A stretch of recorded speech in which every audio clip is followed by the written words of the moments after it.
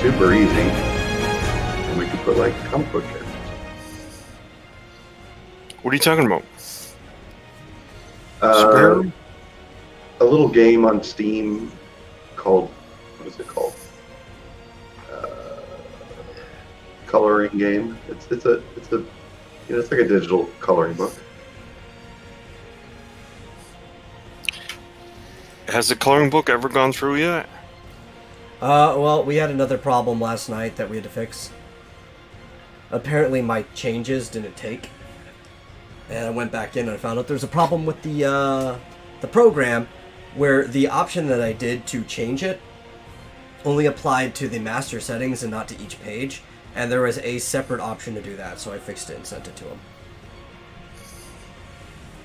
Should be good now. Do you get a beep whenever I mute? If I do that? No. Okay, good. But we're live. I have to say, welcome to the Vomitorium, everyone. I'm your host, The Metal. My normal co-host, as has been a habit, isn't with me, but joining me is Marsupial Gamer and Todd Mulrooney. How are you guys? Surprised you called him normal.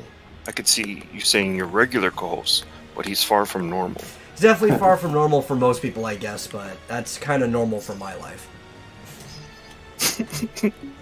Doing quite well, thank you. Yeah, so, I've got a few things we could talk about, unless either of you has something particular you want to talk about first. No, I've got some things to talk about, but we can hold off. Yeah, I know a lot of the stuff we talk about is kind of out of the realm of Todd. That's why I'm going to let you have the helm if you want. Got anything, Todd? If I'm lost, I'll just play along like I'm not lost. Okay. Well, one of the things is kind of comic related, but in the video game sense. We didn't get to talk about this on Wednesday since we didn't have a show. Scott Pilgrim, the game, was re-announced, and this game has been kind of lost in licensing limbo for a while, since Ubisoft digitally de-shelved the game. But recently, as of I believe it was the 10th anniversary of Scott Pilgrim came up, the movie, Brian Lee O'Malley was in talks with Ubisoft, and he got the rights to the game back, and they're working together, and they're putting out like a complete edition of the game that has everything in it for all the newest consoles, and I think even a re-release on PC, which I'm super excited for because I love the beat-em-up genre, which is something we were actually just kind of discussing before stream over in another hangout. And it's probably my favorite beat-em-up game yet. I don't know, it's pretty close between that and River City Girls. But it's a really fun game, and it follows the story of Scott Pilgrim a lot closer than, say, the movie does. So the question is it coming out on Switch? Yes, it is. Oh yeah, look at that. Yep. And Stadia. Cool. Yeah, I saw it was originally released for PS3 and Xbox 360, I guess. Yeah, and I had a copy. I loved playing it on the PS3. But technically, it's been, as I said, digitally de-shelved. So hopefully they'll what's the term? I guess reset, put it back on that shelf, reshelve it for PS3 and 360 so you can download it if you still have those systems. But if you didn't have it on your system when it got taken off, it was pretty much lost. They might not, because all I'm saying is that they're just coming up with the complete edition with all the DLC for PS4, Xbox One, PC, Yeah. Switch, and Stadia.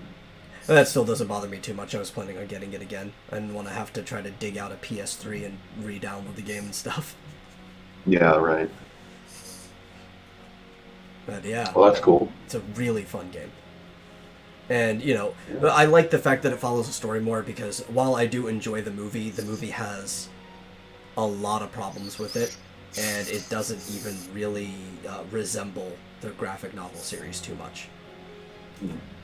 Part of that's casting problems, problem with scripting problems and stuff. Another part is that it was compressing 5 books into one movie. Mm-hmm. And I like the movie. Yeah, the movie's fun. Like I watch it over and over again throughout the years. but it's not the graphic novels. They're really good. There's better character development in the graphic novels, and you can actually see this in the video game, since it follows the story pretty closely. And it also has alternate endings depending on which character you're playing as. I can imagine the movie's must skip a lot. I mean, some of those evil X's just come and go within 5 minutes, so it's like... yeah. And the ending's entirely different. Oh, really? But one of the reasons for that, too, is that the movie was finished before the 6th graphic novel was. So there's even a scene that's in the ending of the movie that inspired some panels from the graphic novel. And O'Malley was on the set, so he was kind of giving them information and stuff like that as a consultant. But the ending to the 6th book is way better. Because instead of the power of self-respect, Scott earned the power of understanding, which is a freaking Buster Sword.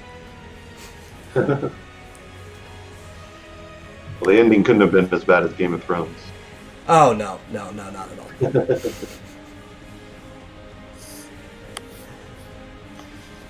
But yeah.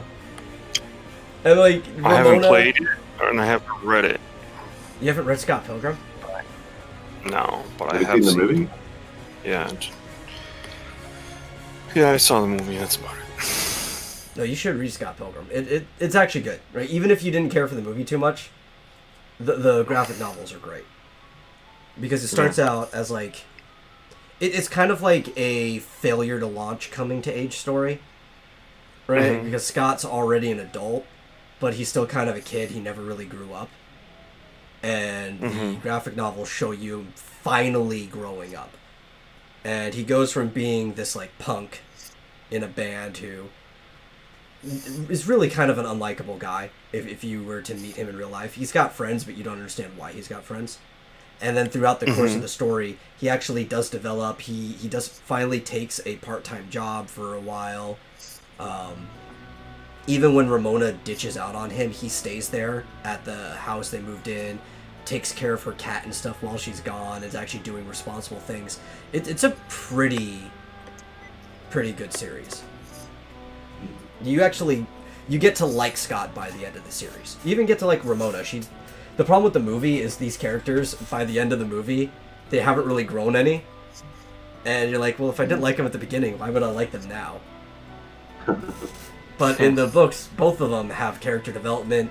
When Ramona ditched out, she actually didn't leave. She went on like a nature sabbatical to try to like center herself. And then she comes back in the final fight and helps Scott take out the boss and everything. It's great. I liked it all the way. I mean, I liked the movie. Yeah, the movie's good. I liked the character. But I liked him from beginning to end. Well, there's like some charm to the characters. But the thing with Scott is like, if I knew this guy in real life, I'd probably just want to punch him in the face. In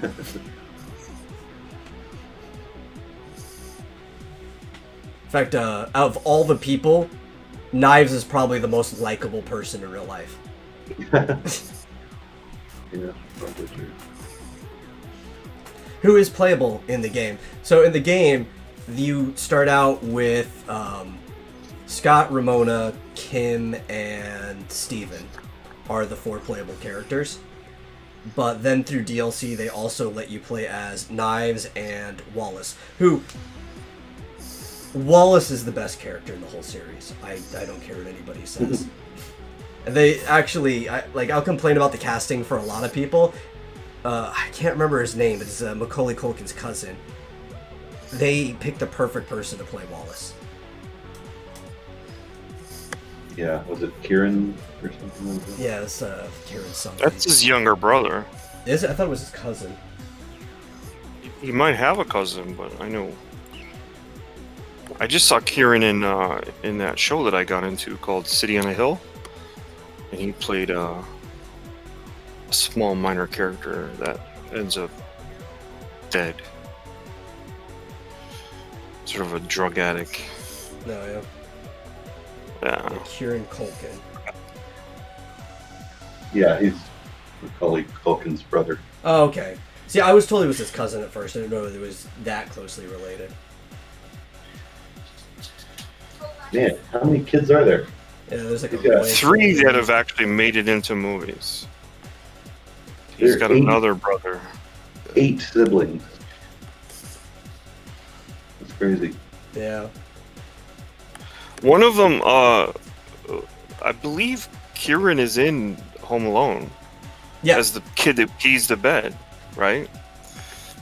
You know what? That might have been where the misinformation was, right? He's his brother, but he played his cousin. Mm-hmm. Yeah. That's probably why I got it mixed up in my head. Yeah. But he's a good actor. I really liked him as Wallace. I thought he was great. And I also liked the guy who played Steven Stills, I thought was good at the role. Who I think the only other thing I ever saw him in was Nickelodeon's Snow Day.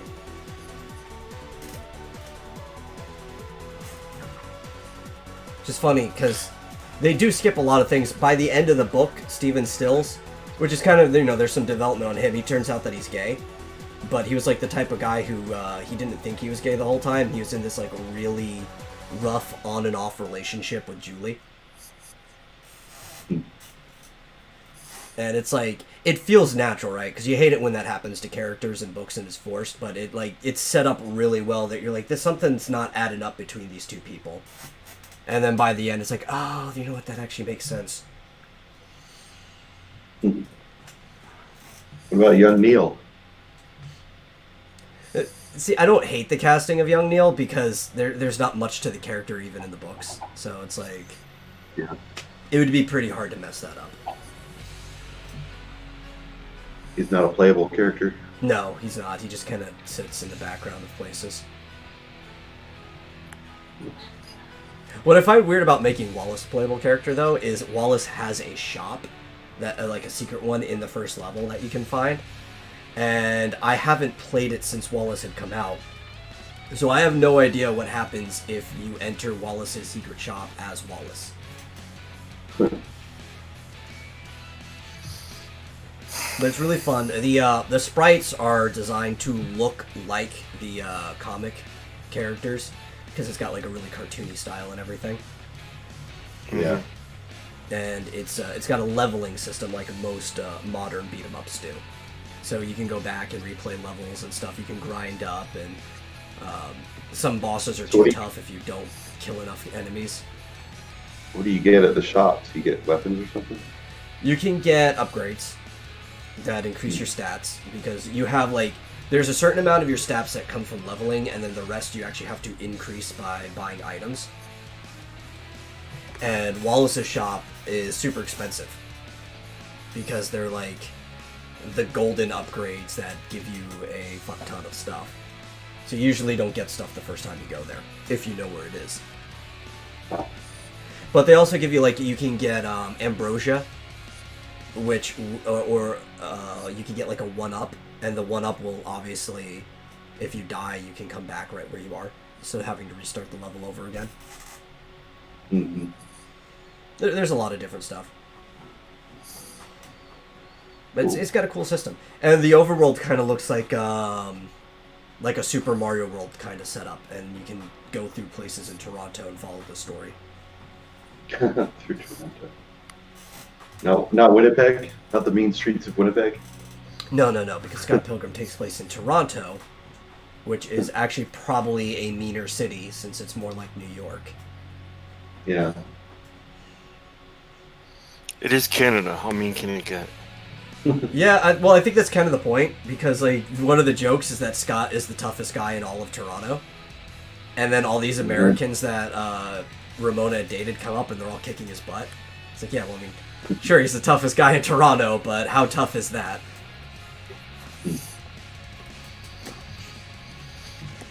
It's a fun story. Like,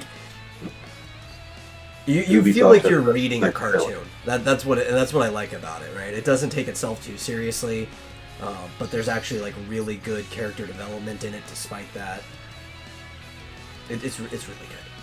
I highly recommend people who haven't read Scott Pilgrim to go and read it. Does he say, I'm in lesbians with you? Yeah, that line's in there. That came directly from that.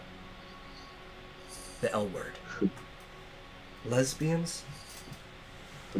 There's a few scenes in the movie that are, like, you will find them directly in the panels. Like the scene where Scott's sitting there with his sister. And she's like, have you thought about the future with this girl? And it's like, with jetpacks? Like, that's directly from it. Some of the ones were like, he's thumping his head on the light post or whatever, the telephone post, and you hear the thump come out. That's a panel directly in there. So there's certain things that, like, they're really good homages to the graphic novel. Yeah. But, like, everything's spliced out of place. I think when my friend Pataya was on, we had, like, a whole half-hour block dedicated to talking about the differences between the graphic novel and the movie. But I'm just excited to play the game again.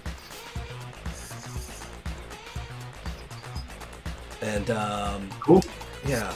But there's some news that came out that would probably be more interesting to you, that I'm sure you're definitely willing to talk about, and that is the Hyrule Warriors prequel to Breath of the Wild.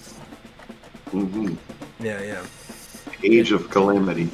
Yep. Breath of the Wild. Why does that sound familiar? It's the last Legend of Zelda game to come out. Oh, okay, yeah. All right. The one with all the survival and exploring and stuff like that. So this one takes place 100 years before Breath of the Wild. It tells the story of the Calamity and how Hyrule was good. No. Very cool.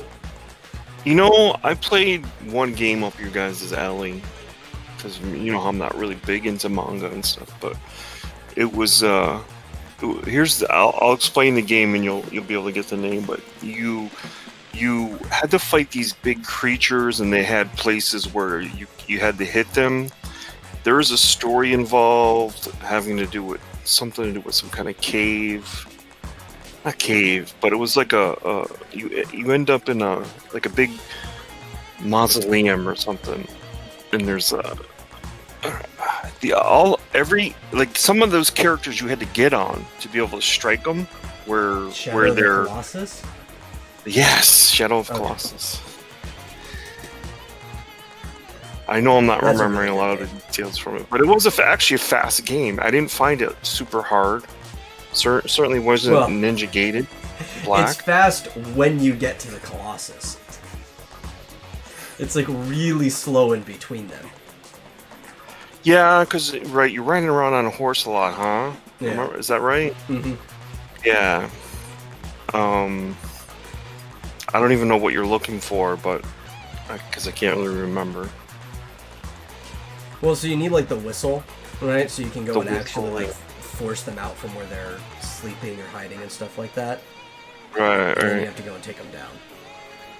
But wasn't it linear? Like you weren't going to come across. You were going to come across them in the same order, right? Yeah, the game is mostly linear, though there is some event breaking in it where you can do some things out of order.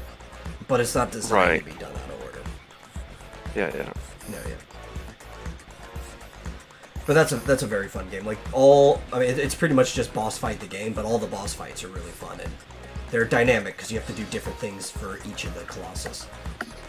Right. Which I believe that game got an HD remaster not too long ago. So yeah, because it's available, I do recommend people play that game and pick it up. It is a good game.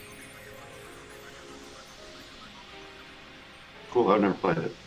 You've never played Shadow of the Colossus? Nope. Yeah, that was when when did that come out? I'm guessing it was on a console that I never had. Yeah, because I think was it a PS2 game? Let me see. Yeah. Oh, I think It's pretty old. I had a PS3. The original came out on PlayStation 2. Yeah. But you can get it on 3 and 4. Because there was the recent re-release. Yeah, that's a really fun game. That came out in 2005. That was I was going to say 6, but 2005, that's how old the game is. And the old version actually still ages pretty well. I mean, obviously the graphics don't look that good compared to new stuff, but if you have an original version, it controls well. It's still a smooth experience. In fact, it might be smoother than the new one, because the new one, everything looks better, but there's like certain glitches with the physics because of them just trying to update it to modern engines.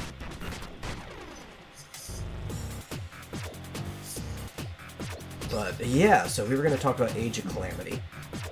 Which, the funny thing is with Shadow of the Colossus, when we first saw the Divine Beasts in Breath of the Wild, I thought they were going to be more like Shadow of the Colossus fights. I didn't realize the Divine Beasts were going to be the dungeons of the game.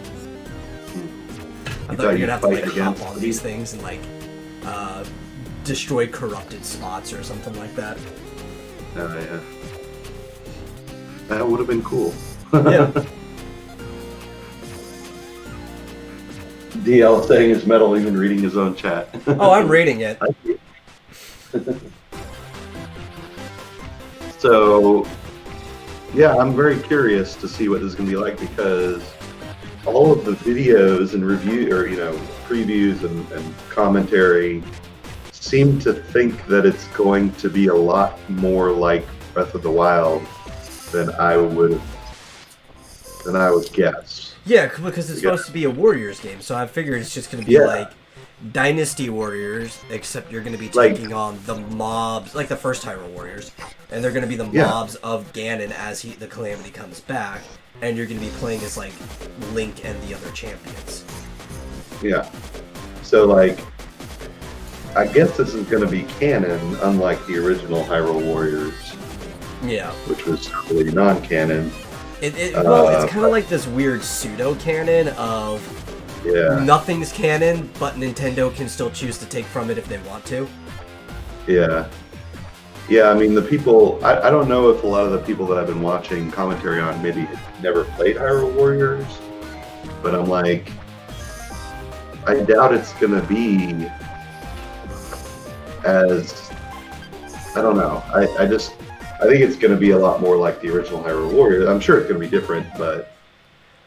Yeah, like, there might be certain things like, cooking might be involved. Like, they might take certain aspects from Breath of the Wild.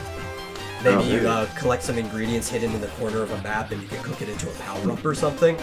But I'm sure it's going to be mostly just a Warriors game. Why else would you put the word Warriors in the title, right?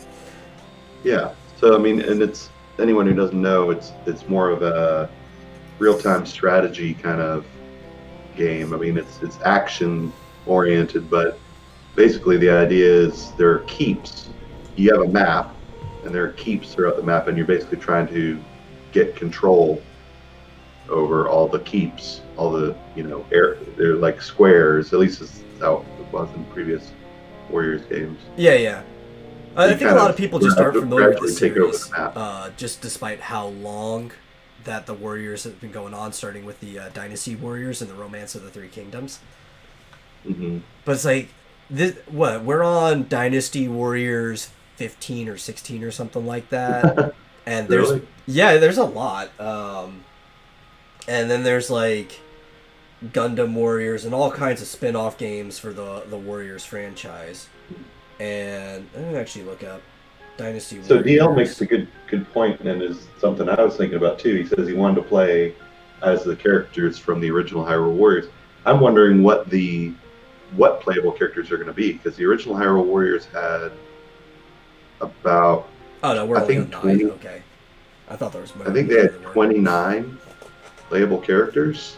Oh yeah, there was a lot. I think it was 29, and yeah, so I mean, everything from 3 different versions of Link, like sort of Twilight Princess Link, or I guess Toon Link and Young Link from Ocarina of Time. Yeah. And like Zelda and Sheik and Yuga, Rabio, even Ganon. So like, are you going to be able to? Just give Linkle her own game. Yeah, Linkle. Is there going to be a Link? There better be Linkle. That's all I have to say. Linkle's my favorite non-canon character to ever be introduced into the Zelda franchise. I know, right? They need to make a whole Linkle game. Yeah. That would be awesome. Where you're just constantly getting lost, no matter how hard you try. That's right. Yeah, it was funny too. Yeah. So I can understand if somebody played the original Dynasty Warriors and never played a single one after that. And yeah, I just looked up 9 is the most recent one. I thought there was way more than there Yeah, were. that's what I thought. There's a lot of spin-offs. That's probably why I thought there was more. But if you played the original and never played another one, you'd be confused as hell as to why the games are the way they are. Because the original was a one-on-one fighting game similar to like Soul Blade or Virtual's Fighter. Oh, really? Yeah, yeah. It wasn't until 2 that we got the series to look like the way that it did now. The Adventure of Linkle. No, okay, That's so right. this is what I was She saying. got her cuckoo army. She should be the hero of... I don't know. Well, it can't be the hero of time, because the hero of time specifically, Ocarina of Time. Probably can't even be the hero of ages, because I'm assuming, like, the Link from Oracle of Ages and Seasons or the hero of ages and seasons, respectively. But some, like, hero of multiple The hero timelines. of cuckoos. She's got the Right? cuckoo army. And she should be, like, traveling through time to correct events that went wrong. And it should just be a Linkle in time. There you go. Yeah.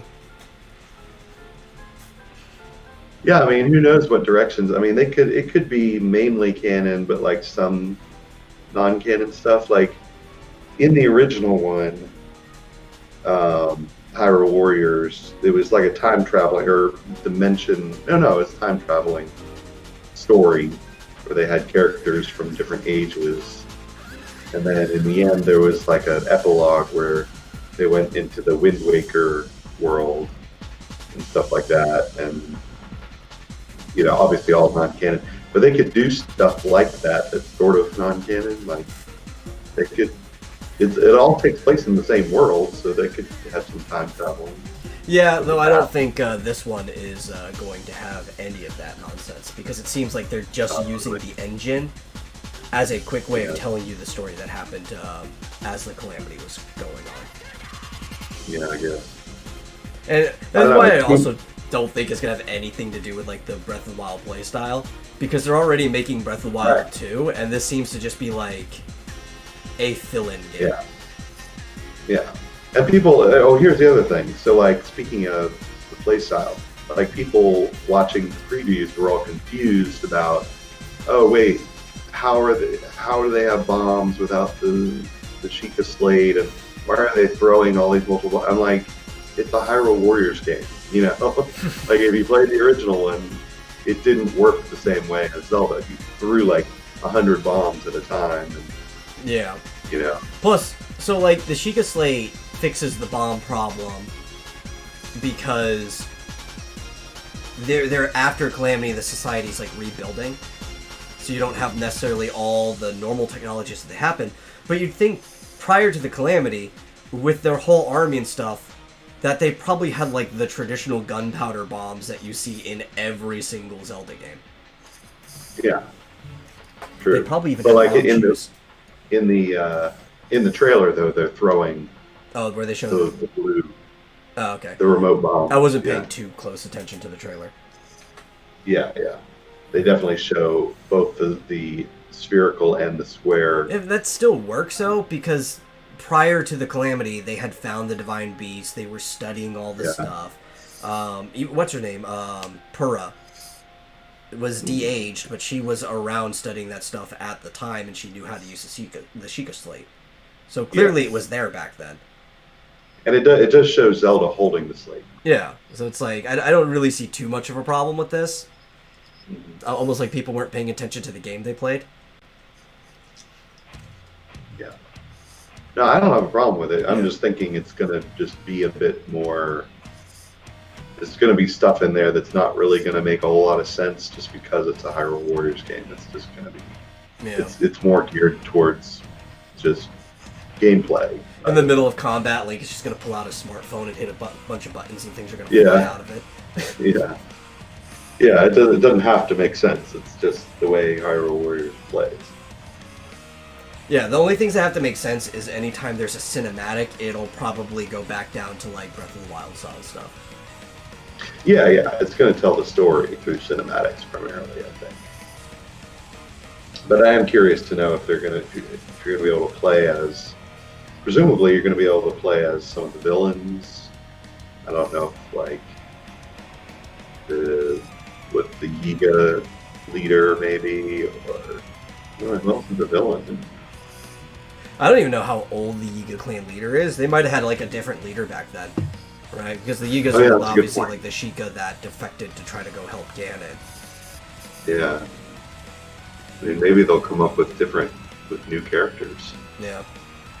Because like in the original, you could play as Ganon, Zant, and Girahim.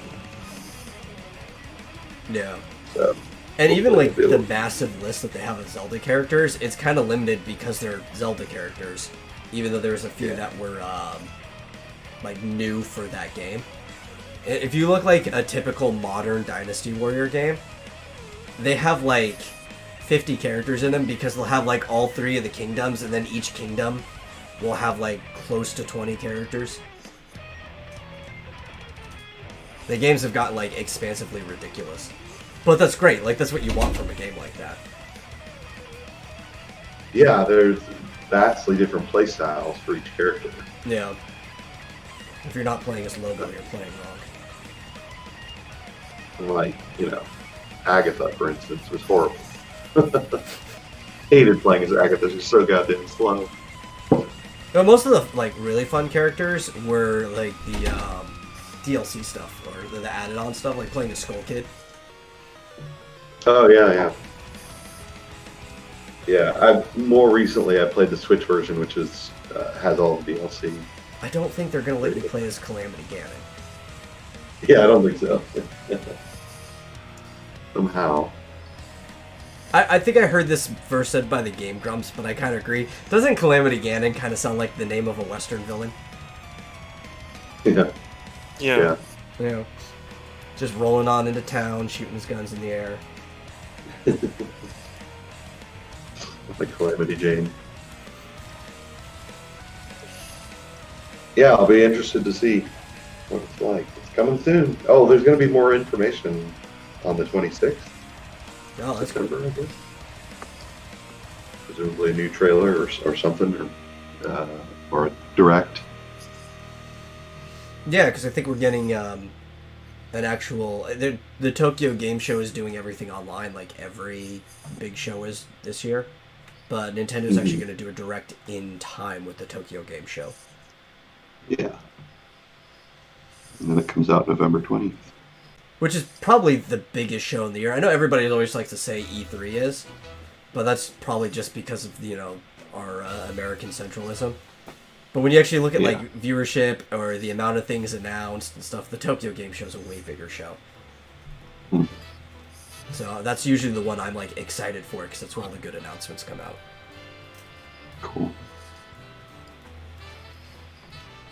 I always look forward to GDC because it's more where they announce technology and stuff like that. Yeah, changes to engines and anything that'll Yeah. help with it.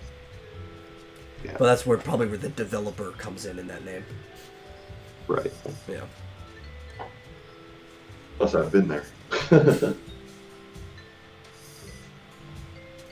Man, wouldn't it be fun to develop a game? I thought you guys were.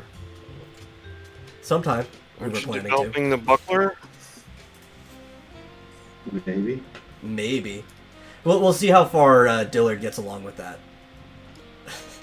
Oh, I think he'll change his pivot his energies into something else. In Maybe, about a week. maybe not. I don't know. I told him too, because he was looking into maybe getting a copy of Game Maker Studio 2. And I said, hey, before making a commitment on anything, make all the assets you need for a demo level, and see if by the time you're done with that, if you really want to do this. Before, like, dropping $100 on a like dev license or anything like that. Yeah. See, the problem is I already had installed the 30-day trial. So you already used it.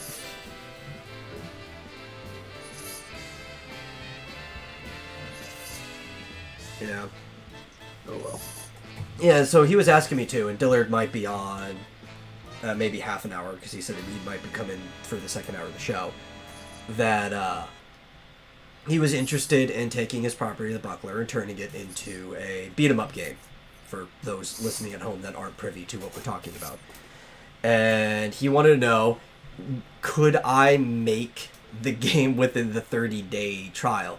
And I was being realistic with him, like, if you made all the assets for it first, you could probably get a short single-level demo done within the 30 days. But also, if you're not too familiar with how, like, troubleshooting game engines, even though Game Maker does a lot of the work for you, Marsupial, you run into problems no matter what you're doing.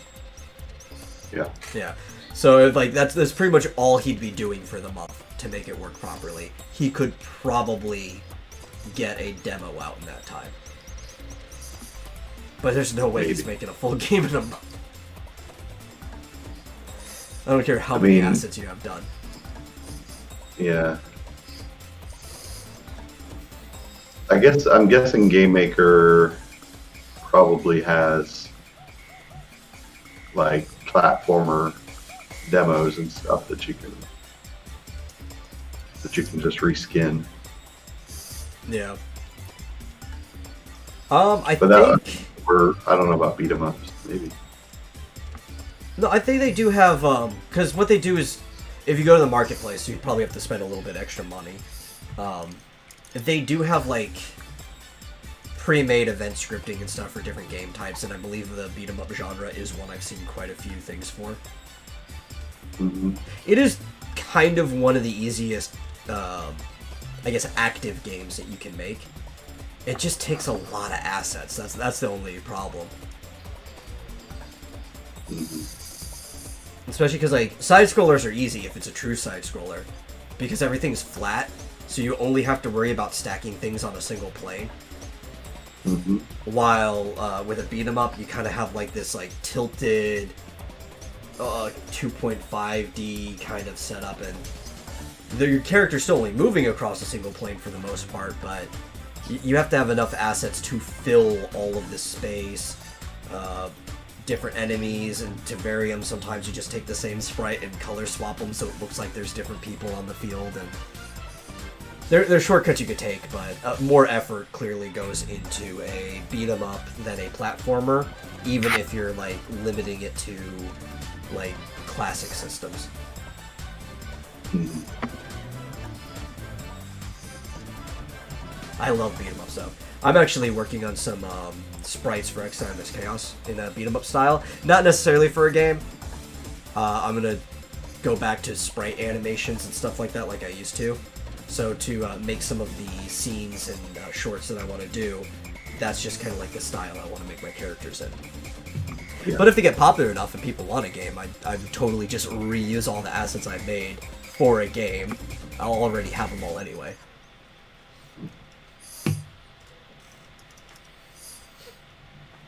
So is he thinking like a Double Dragon kind of?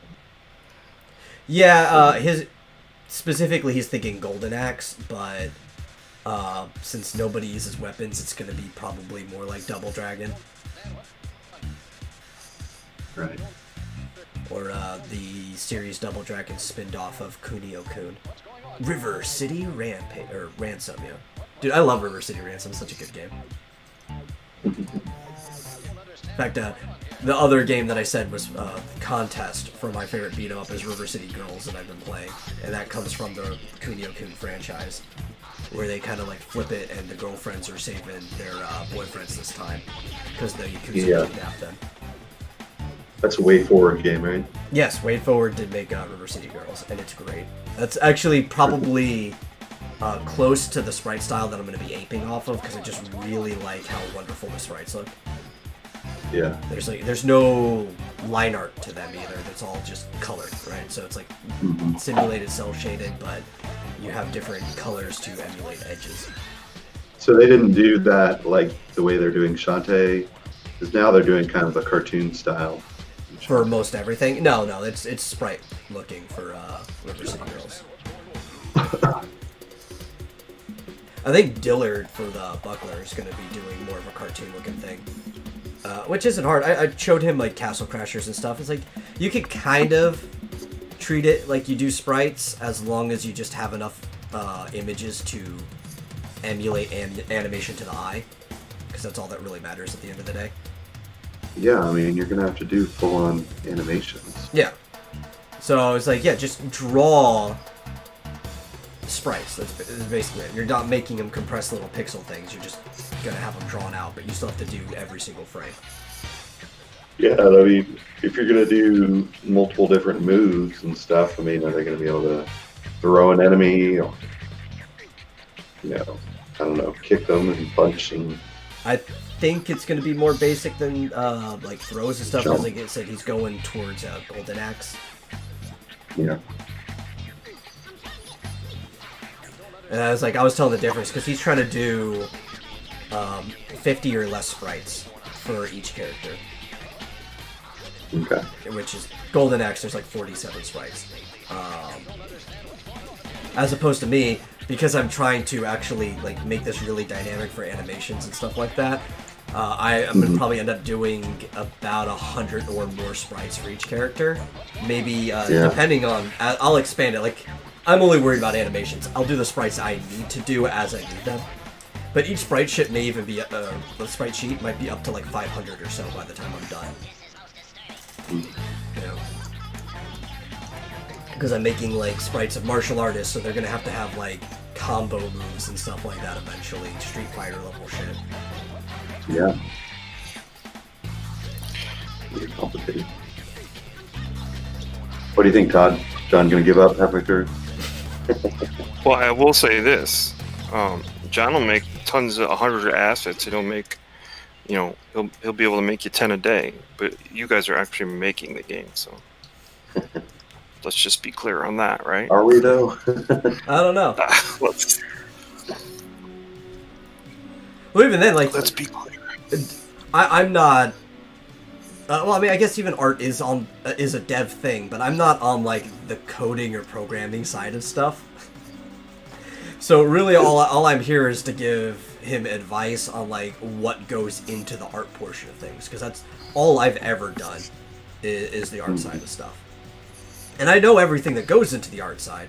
I could tell him that, but I even told him, it's like, I know Game Maker does a lot of the work for you, but if you have any questions on programming stuff, you're gonna have to ask Marsupial. That's not my department. I could give you some clues and stuff, but I'm not gonna be able to like solve any of your problems.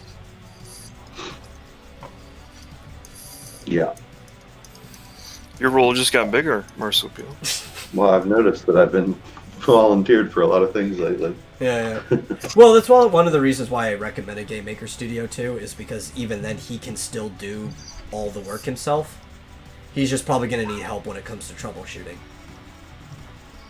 Because Game Maker does do mostly everything. And doing events and things like that. It's all plug and play. Would you find that with all of these different things that most of them aren't attached to the Game Maker Studio company? Most of the other ones are a separate company that makes a lot of this stuff. But if you see the word maker at the end of the Game Maker thing, that's their way of telling you, hey, here's a plug and play engine that's going to do most of the work for you. So like RPG Maker or Visual Novel Maker, all these things are, we've got the scripts. You just put in what you need and we'll kind of just do the work for you. You just need to do all the assets and figure out what the events are and so on and so forth. Right. It's more than just a game engine. Yeah. Yeah, it's a builder or a maker, if you will. Yeah. I assume Game Maker plugs into Git. You know? I don't know, but probably. It must. Well, especially with all the Or places that you can put it on. Yeah, I'll have to set up a Bitbucket account so we can collaborate on that. And then I'll have to teach him Git commands. Lovely. That should be fun. Yeah, I mean, once you know all that, though, like, GitHub is just a really good site for sharing things, too. Yeah, I've used GitHub and Bitbucket. It's just if you want to make it a private project for GitHub, you need to make sure that you label your uploads private so that it doesn't show up in the search engine. Don't you have to make the project private? I mean, can't you just make the whole project private? Well, yeah, because there's like a box that you check. And Right. Some people right. I forget know to how to check do the that. box. Plus, I don't know if it does private unless you pay for it. Oh, did they change it? It allowed? used to be that you could just select. Maybe it's just because server space. Yeah, I think you can get a free account, but then I think everything has to be public. I don't know. They changed it every year, so I'll take a look. I have an account. I have a business account, but I just haven't paid for it in a couple of years. I'll take a look and see if I need to start paying for that again. Yeah. It's not like it's expensive. It's, I don't know, $20 a month or something. Yeah, I've only ever used GitHub for like downloading save editors and stuff like that. Oh yeah. I've been doing a project with a lot of GeoJSON, and there's a application or I don't know what you call it. There's a framework on Git called Leaflet for dealing with GeoJSON. Kinds of plugins. It's cool stuff. Yeah. And I would love to dive more into like the actual like developer programming side of things. It's just like this is why people specialize, right? Because there's just too much to do in every category, and if you want to learn everything, you're never gonna learn enough to do it by yourself. Mm-hmm. And there's some people that do, and I don't know how they do it. Like the guy who makes the Toho games, right? Does literally everything, art, music, programming, all that stuff by himself. And I'm just like, how do you not know Toho? your own? Yeah, the Toho. Even if it's What a game bullet is hell that? game. Have you ever played TOUHOU? Uh-uh. Oh wow, no, these games are great. And they're free too. The guy puts them all out for free for tips, right? So he makes the game, puts them up, and there's like donation links. So if you like the game, you can give him money. Though it's become so popular, he's worked with some actual like bigger dev groups on spin-off games, and those you have to buy on like say the Switch or PlayStation or anything like that. But the default, like the native Toho games, are all free. And God, which one? Oh, is it's he on now? Japanese. Yeah, he's Japanese, and it's Curtain Fire or Bullet Hell game, as people call them. Uh-huh. Now that one I know is up until like 14 or something like that.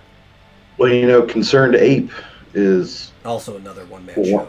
a one-man, yeah, and he uses XNA Studio Yeah. to make Stardew Valley. But he does everything too. I mean, like music, graphics, programming, everything. Which is amazing. Also, probably the reason why he only comes up with major updates like every 2 years. Yeah, the guy who made Toho made 17 games so far. Wow. That started back in 1997. Oh, did I lose you? Did you? Oh, I'm back. Okay. Yeah, so he's made 17 games, started in 1997. I don't think all of them are the main series, because I know like 13.1 is a fighting game that he made, where it actually takes place in the air, so the characters are flying, kind of Dragon Ball Z style, and they're ramming into each other and stuff. It's kind of cool. But you're kind of like, the whole thing about Toho, which I guess there's a lot of people that don't know about this game, so this is a perfect opportunity I've never for me heard to of it. kind of like go off on one of my favorite series here in the Vomitorium to get more people into it. It's like I said, a Curtain Fire Bullet Hell game. It's kind of like Exevius or Galaga, but like really fast-paced Galaga, stuff like that, right? Or more like Galaxian. And what you do is you're playing as a girl. There's usually 2 to 3 playable characters per game, and The two main ones are a shrine maiden named Remu and a witch named Marisa. She calls herself the Invincible Marisa. It's the one I like playing as. And you fly through the skies of this kind of like village that's not in the same space as ours, right? It's like you wander through the woods and kind of like in Spirited Away when they go through the tunnel and they end up in like the spirit world or whatever. That's kind of like how you end up in this yokai village. And all the other people that live in the village are yokai, which are like Japanese spirits or things that have a spirit, right? So like even Mount Fuji could be considered a yokai in the Japanese Shinto myths. The Emperor could be a yokai. Just whatever something has a special aura or spirit to it. And so all of these like really powerful beings live in this village, and they get pissed off for the most petty reasons. So you're just like living your day, flying through, and you ask one of the people, "Yo, Cyrano, how's the weather?" And she just like flips her shit because you asked her how the weather is, and the weather's too nice. And now you have to go fight this ice spirit, and that's pretty much the game. Right, and you're fighting like all their minions on the way to the boss fight, and when the boss fight happens, all these freaking bullets are flying everywhere, and you have to just kind of like avoid each of the shots very just like narrowly. It's great. It's a really fun series, and there's, I said, he's made 17 games. I think maybe there's 14 or 15 main series games. All of them are free, and they're hard. You should go. You should go back and try to beat them on the smaller difficulties or easier difficulties after you try it. But when you first download a Toga game, go and hit Lunatic difficulty and try it as first. Or even just go online and watch somebody beat, say like Alice on Lunatic, and you'd be like, how the fuck does anybody do this? Yeah, they're really fun games. Star in 4 seasons. I think my favorite one in the series is Perfect Cherry Blossom. One of the problems, like, because they're Japanese names, but if you were to translate in English, almost all of them sound like they would be porno names or something. Like one of them's the embodiment of the Scarlet Devil. Doesn't look free, but there's a free demo. For which one? The most recent one? Maybe he's starting to charge them. All the old ones used to be free. And if anybody was charging you for them, they were ripping you off because the guy never charged for them. I don't know if the most recent ones he's starting to charge. But they're all in Japanese. They are. All the old ones you have to go and get like a an English patch for them. Yeah. Hey, and Dillard showed up. How you doing? What does my audio sound like? Crap. Terrible. Crappity crap. Man. I'm in a car, that's why. Yeah. There you go. I don't think I'm going to be able to make it to join you guys today. Oh, you got out of that one. I got a barbecue, and I got a... I don't know. It's going to be a while. Your baby. Oh. And I have to go to the store to get things to put on the barbecue. Well, I mean, at least you partially made it. A little bit. Yeah, We we gotta actually look at were just talking about your game idea a little bit. Mm-hmm. Yeah, that game should be fun, if I ever make it. Yeah, that's kind of what we were saying. I'll be right back. I'm going to pour some more coffee. Whatever, Murphy. Now look at this guy, dude. It's all just bait. I think he's just bait. Yeah, is it just like because of all the smoke? Yeah. John, make your car bounce.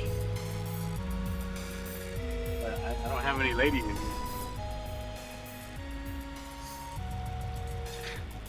You have a lift kit? A lift kit?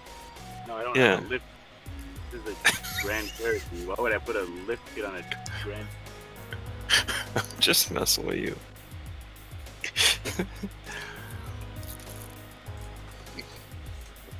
Yeah, it's kind of sad that Lauren, your entire state's just like on fire. Marinara sauce on everything. What was that? Hot sauce. You got hot sauce in first? No, sir. No, I was making a joke about Todd's Italian heritage. Oh, okay. No. Is that the sun?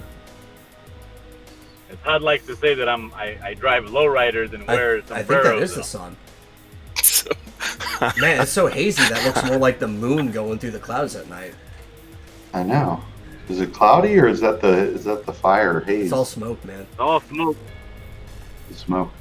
The entire Wow. state is just on fire. It's supposed to be a clear, blue, sunny, hot day today. It's just all smoke everywhere. Oh my god. For once, it's actually clearer here in Arizona. We haven't had a dust storm in about a month. Well, a couple I'm of gonna weeks. be honest, though, I think that the smoke is actually doing some good when it comes to like breaking this heat. Oh yeah, yeah. it just can't be doing good for your lungs. Though I'm sure yours is already used to it. Yeah, I'm coughing more than normal. Ugh, fresh air is gross. I don't like it. Hey, everybody looks at me like, "Oh, I got the COVID." I'm like, dude, that was like 3 months ago. That's not even a thing anymore. Yeah. It reminds me of, was it Futurama or whatever? It's like the lady who's always smoking. She's like, I can't breathe, and she takes a drag of her cigarette. It's like, I'm better. It actually Hey. does help. Gamotron's in the chat. Yeah, I see. Does Game So that of was Thrones a know very anything about- terrifying view, Diller. Huh? What was the question? No, she didn't have a question. Or you're talking about John's No, question. Not know anything about games. Does Gamotron know anything about games? I think she does. I don't know if she knows anything about game development. No, because she's a robot, so she just runs the games. That's right. It's not a I mean- person? We could probably program her. Oh my god. Wait, no, just because Okay. she's a robot doesn't mean she's not a person, okay? Don't try to deperson her. That's right. Robots are people too. John and your mask. Pussy. Yeah, don't cover up that nose. Well, actually, right now, with all that smoke in the air, having a mask on might just be good for your own health. Yeah, probably. You'd have to, like, walk out of your house with, like, a full-on, like, gas mask just to breathe properly. Like, this is one of those days where I might even wear a mask if I wasn't supposed to because of all the ash. Yeah. Your audio is a lot better now.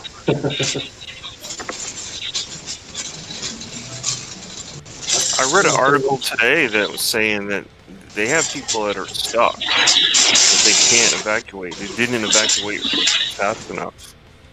Oh, man, And that they're, sucks. and they're getting ready for mass fatality. What? Yeah. Fire? Yeah. Yep. Like, why can't they? Are they surrounded? Yeah. Basically, they can't get out. Man, the fire was smart and flanked them. Dang fires. I wonder if they would let people into Canada to get away from fire, just without credentials and shit.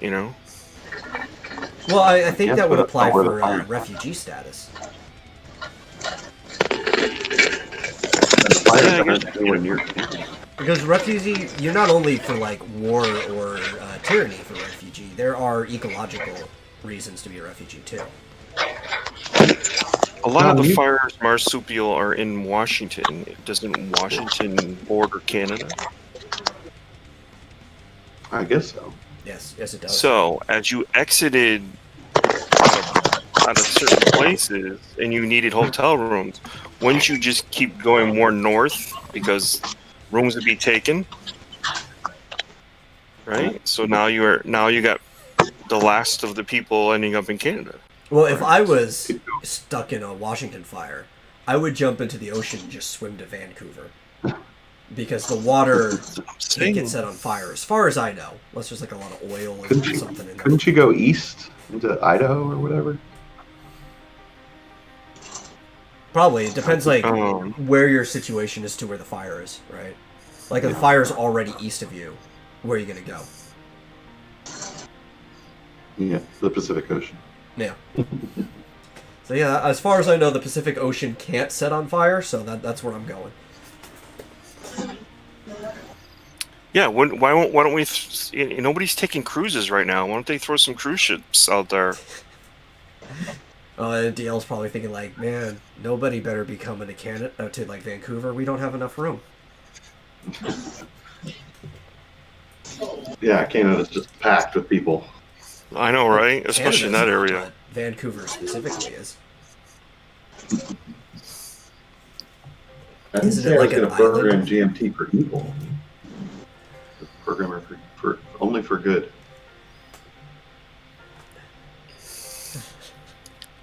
That's a good looking steak. Yeah, Yes, good sir. There you marble. go.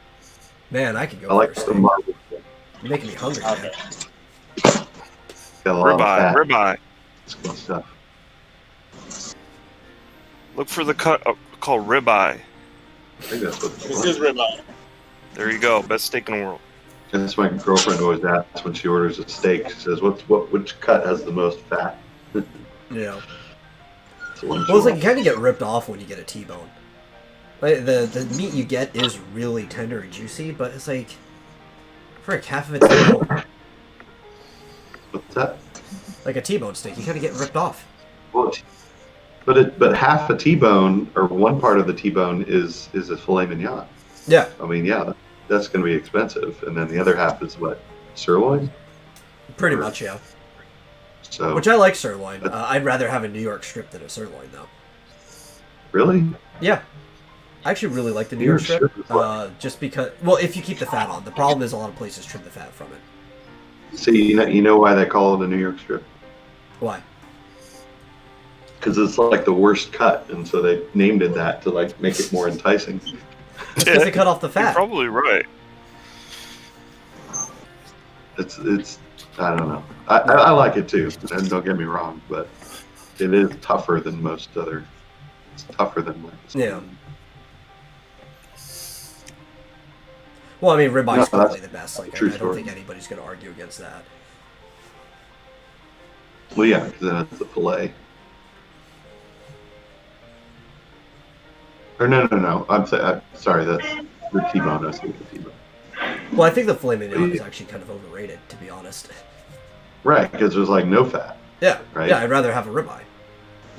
Right. That's more flavorful.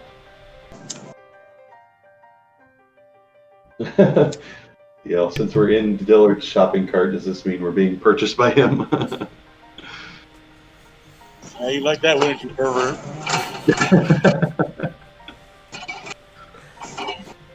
Oh, where's his phone? He already owns us. I'm trying to find the big fat, big potato kind of potatoes. Oh, yeah. I don't Yeah, know. if you have Potatoes. meat, you need potatoes. Boy, Dillard just takes over whatever live stream he's in, doesn't he?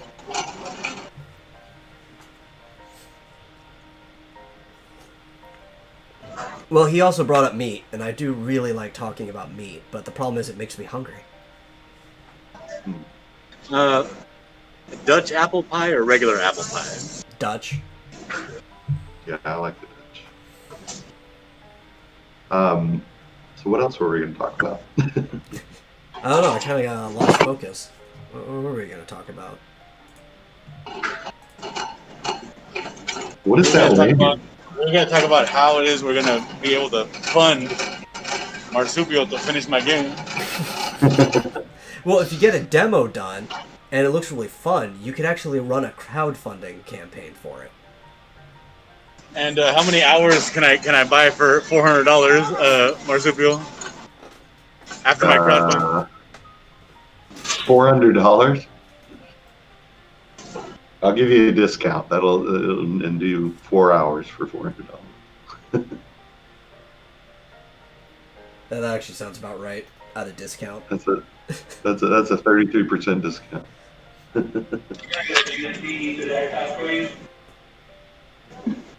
Of course, for game developer, that's a little expensive. Game developers work. Hey, with- let me know, Marsupial, when you need art, so that I can charge you the same rate, $100 an hour. I think that's a really good rate. Yeah. So you just let me know when you need something drawn. I'm your guy. Nah. Well, No. because now we're See, going to get you to don't understand. the argument, right? See, programming is a skill. Yeah. So it's like, you know how you talk about, writers shouldn't get the same worth as artists because it takes artists a lot Right. more time than it does writers. Well, now we're moving into like the realm of development, and he's starting to eclipse you by a lot of time there.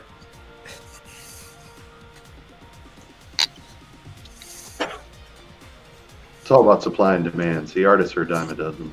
Yeah. Not one's good as me.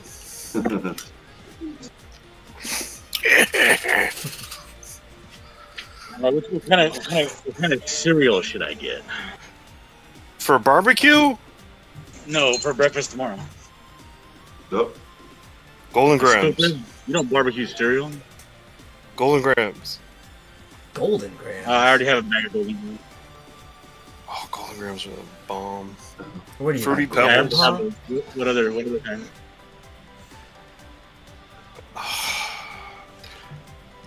Tony the Tiger. Frosted Flakes? Yo, you light can't go cereal. wrong with Frosted Flakes. Fuck no. I eat Frosted Flakes like all the time. I like O's. I got my picture with Tony the Tiger. I'm jealous. Yeah, you should be. I got my Good. picture with Danica Patrick. Bomb. Oh, did you? Yeah. Did you ask her how it feels to always be in 8th place? No, I should have.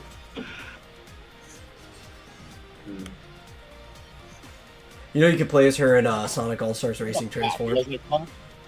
Really? There you go, Pops. That's good. I like Pops. It's actually probably the closest form to the first cold cereal. Because as far as we know, the earliest cold cereal was popped corn with milk poured over it. You know. Oh, there we go. Yeah, so corn Yeah. pops is if you're trying to go rustic. GMB That's what said we should have Marmite. Ooh, on honeycomb, yeah. You remember those weird old honeycomb commercials like back in like the 90s and shit? And they had like these CG kind of like furry things that the kids were turned into? It's like, what the fuck are those things? GMT, I don't know if we can get Marmite in the United States. Have you ever seen Marmite? I'm sure you could get it, but you're probably gonna have to look like really hard. Yeah. You probably could get it at Aldi's. Yeah, that would probably be the place. Or what's another one of those stores that's got a lot of stuff from all over? Central Market might have one too. The best goddamn bread you're ever gonna have in your life. Yo, Raisin yeah, bread. yeah, that's a good bread. How about Vegemite? You have You find a little bit of Vegemite? cream cheese. Perfect. Yeah, Perfection. you could probably also get Vegemite if you look. It's just, again, you're gonna have to look hard. Like, we have just about everything, but it's not everywhere. Yeah. My girlfriend insists that Vegemite is good, and I like. No. She have like a Gallic palate. She's from Australia. Oh, she's from Australia. Okay, that makes sense. Yeah. Because you know, a lot of the people from Australia, if you trace their ancestry back, they go back to Scotland and Ireland. No, she's English. She's from an English family.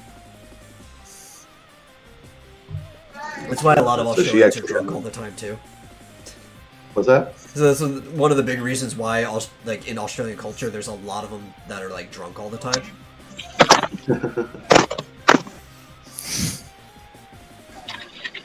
She has more of an English accent. Yeah, Australian. That's not good for you, John. of course it's not.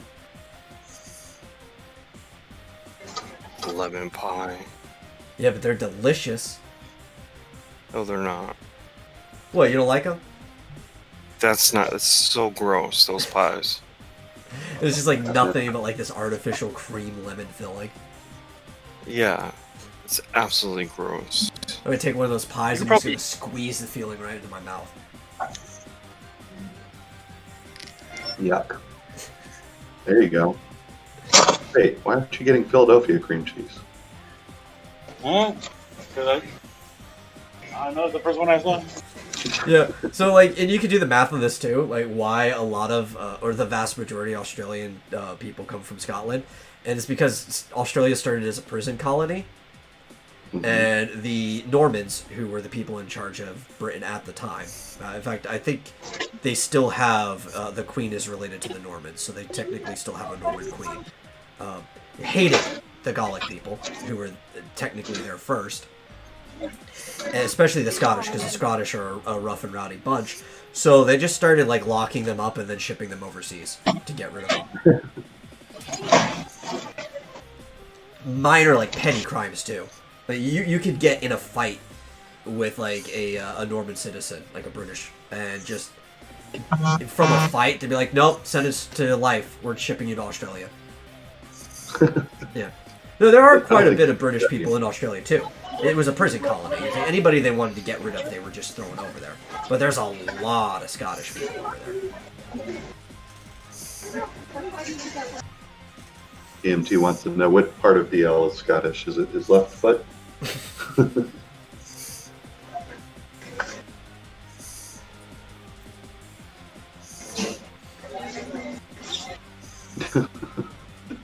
Watching John Scott. In fact, I think right now they kind of miss having a place they could just send people to forget about them. Yeah, right.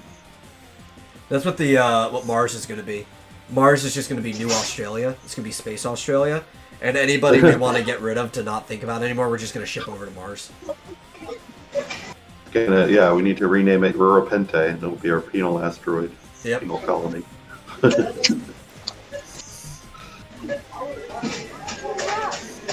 Sounds good to me. But we need a Hey, moon 49. base first. Damn it. Yeah.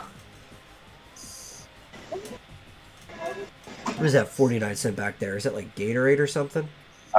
Powerade. Powerade? When you buy 15 or more.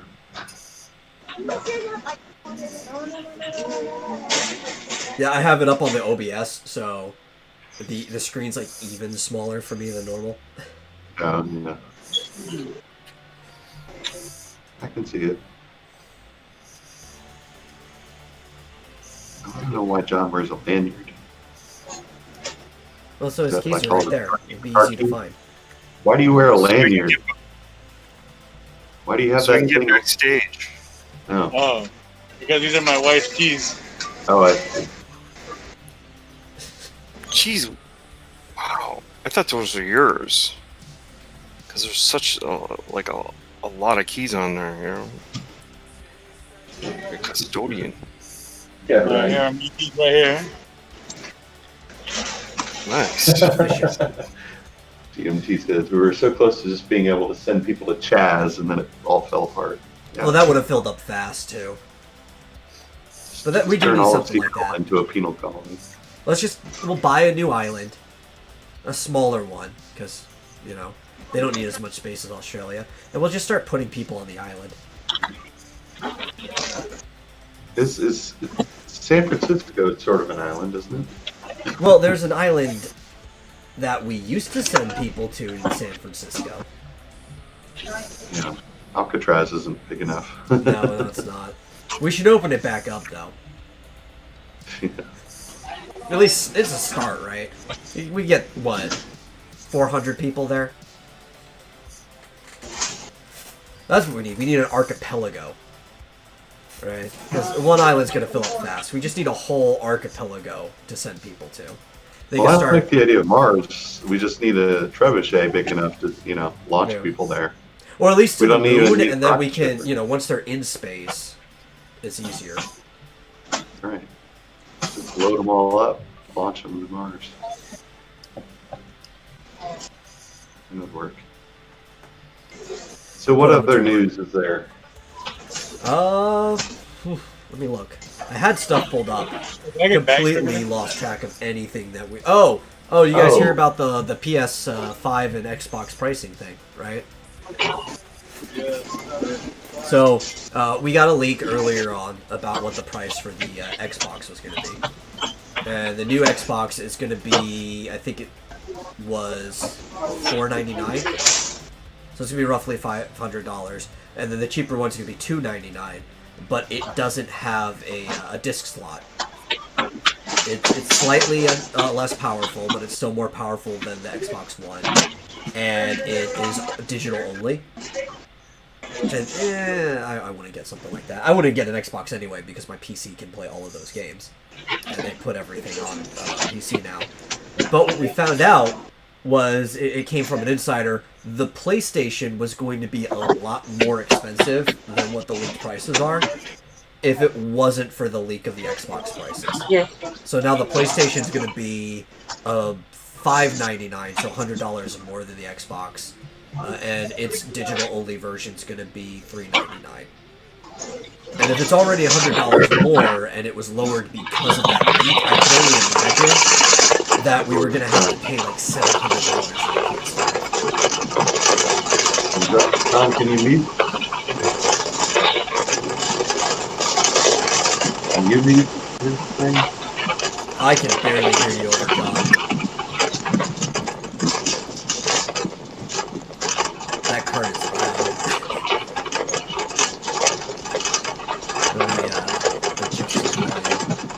I was going to say, but I thought of a recent story that Funimation is dubbing Uzaki-chan. Oh yeah, I saw that, and I saw that Monica Rial is the one that's going to be playing Uzaki. Is like, ugh. Oh god, yeah. Yeah. I haven't seen it. I guess they've come out with one episode already. I haven't watched it, but I saw Weaponized Nerd Rage said it was terrible. Yeah, because they're going to neuter the show. Yeah. Doesn't matter. I've been watching it with subs, and it's just fine. Yeah, I used to never be like a subs over dub kind of guy growing up. Yeah. Because it's like, I like to do other things while I'm watching shows, so it's nice to not have to be reading. And for the most part, even, I mean, there's some really bad localizations of things. But a lot of them have been, they tried to be as close as possible up until, like, the last 5 years or so. And localization swung back into, like, this horrid, we're gonna change everything phase. And now I pretty much only find myself watching some anime. Yeah, me too. Is it? GMT says if she could move to Alcatraz alone, she thinks she could survive. She'd be the weird robot who's controlled by ghosts. That would be an interesting story. You know? Probably write that up sometime. Yeah, so the only downside, when I watch Uzaki-chan, I have to look at the screen, and I just, I get used to watching shows like that while doing something else, or looking at something else, and I'm just kind of listening. But it forces me to pay attention because I don't know what Yeah. they're saying. I have that problem with, I've been watching Gintama, which has like 250 episodes or something like that. And it didn't get a dub ever. And I hope it doesn't, because with the people who have been dubbing things, if they ever dub Gintama, it'll be awful. Because that show is so wacky and weird, they would have to change stuff. Mm-hmm. Well, I don't know if I'm going to even try watching. I mean, I might just out of morbid curiosity watch an episode with Monica Rial. Yeah. But I've been enjoying the show immensely with subs. Which is weird because I don't typically like slice of life type shows, but it's so cute. It's so funny. It's a really cute show. Yeah, I don't know. Cute things don't normally do anything for me, but I do agree on the funny part. Well, I mean, I did see quite a few different funny things from it. Yeah, I mean, it's funny. It's just, yeah, it's sweet, I guess you could say. Dude, I saw a show the other day. Fucking broke my heart, dude. Oh yeah. What was it called? Cuties? It was like way too sweet. No, it was called Eco Tour or Eco Race Fiji, the hardest race in the world or whatever. Uh-huh. And it's like it's like a triathlon, but it's over 11 days. And if you sleep, that's time that you lose. So you try to like just get as far as you can every day and sleep as minimally as possible. Oh my gosh. And there was this old Asian man. He was talking about his daughter, and he was like, "Yeah, you know, when she was little, I would look down and she would always be reaching out for my hand, you know, and you take that stuff for granted. She hasn't done that in years, and now that we're doing this challenge together because they do teams and stuff, Yeah. every time I look back, she's always reaching out for me to take her hand. He's like, it's like I got her back all over again. I was like, oh my god, I got choked up.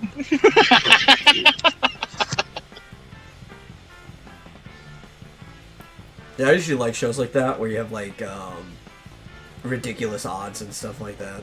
And people racing across different places. I used to really like Yeah, that. it's 60 Amazing Race teams, show. 30 countries. It's 11 days, but they have cutoffs. Like you have to make it to the first base within 3 days, Okay. and it's pretty difficult. You know what I mean? So it's like, and then if the weather is bad, sucks to be you. You know, like you got to kayak 40 kilometers across an open space of ocean. You know what I mean? To get to the next island, and if there's winds against you and you just can't get there, it fucking sucks to be you. You gotta wait till tomorrow. And you don't get no time. You know? Yeah. Sounds fun. Like one team was stuck in this gorge, and they were trying to navigate up the river, and the big old fucking hurricane came, you know, and the river flooded, and they couldn't get past the gorge, and they had to get airlifted out, and that was it for their team. They were done. Like, sucks to be your team, you know. I was thinking about how you said you had to get to first base in 3 days, and I'm like, yeah, that's the game I play when I use Tinder.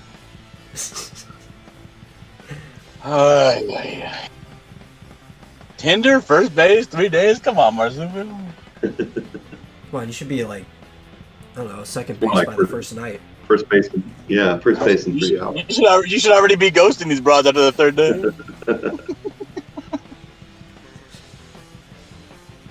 I mean, good God, if they're on Tinder, how desperate must they be?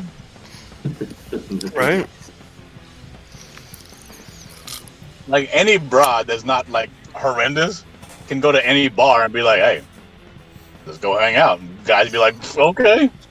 Well, they can't now, because there's no bars that are open. It's nice.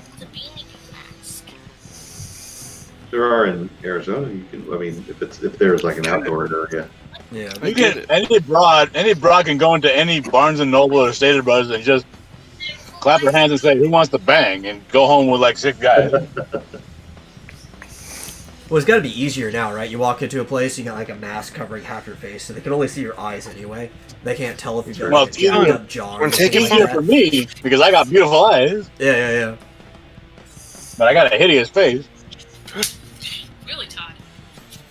Seriously, I can't leave my girlfriend alone in a bar. If I go to the bathroom and come back, there's a guy What, in my man? seat. It's alright. Even worse than Where'd my you get it girl. from? What's that? Is it even Well, maybe worse? if you might hit also her have to more, worry she about would be the girls. stepping out on you something. Yeah. I didn't say she was stepping out on me. I'm just saying there's a guy hitting on me.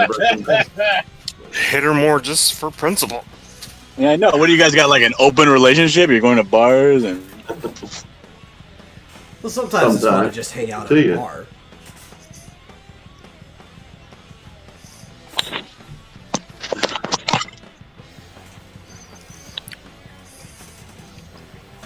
I trust her implicitly. Well, that's your first mistake.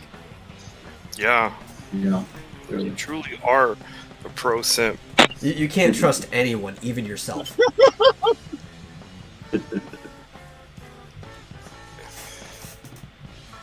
I mean, heck, I stab myself in the back all the time.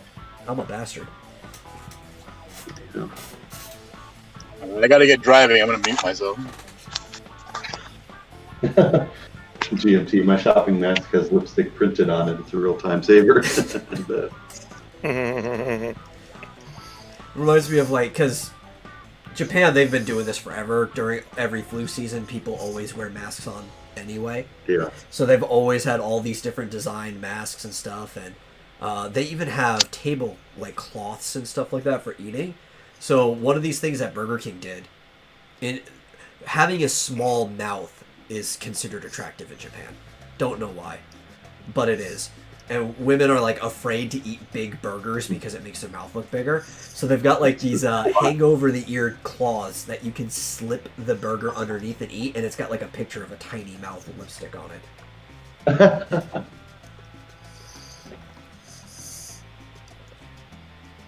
My daughter just came in with a Thai mask. No, not Thailand. Beanie Babies, remember Thai? Oh, TY, yeah. Yeah.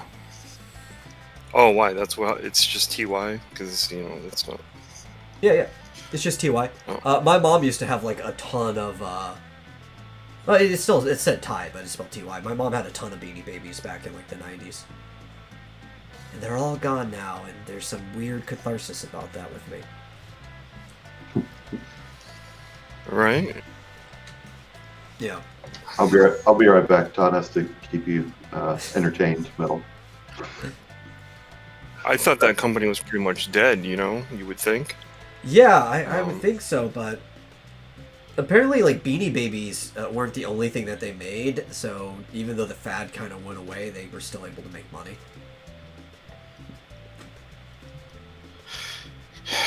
Yeah, but it just seemed like,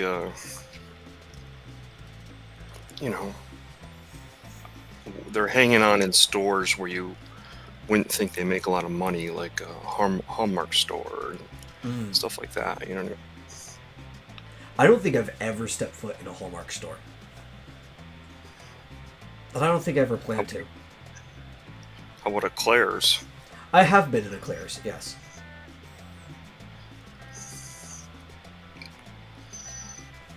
Funny enough, I think was they're on a hanging date when I on there, went into a too. Claire's, so that probably makes a lot of sense.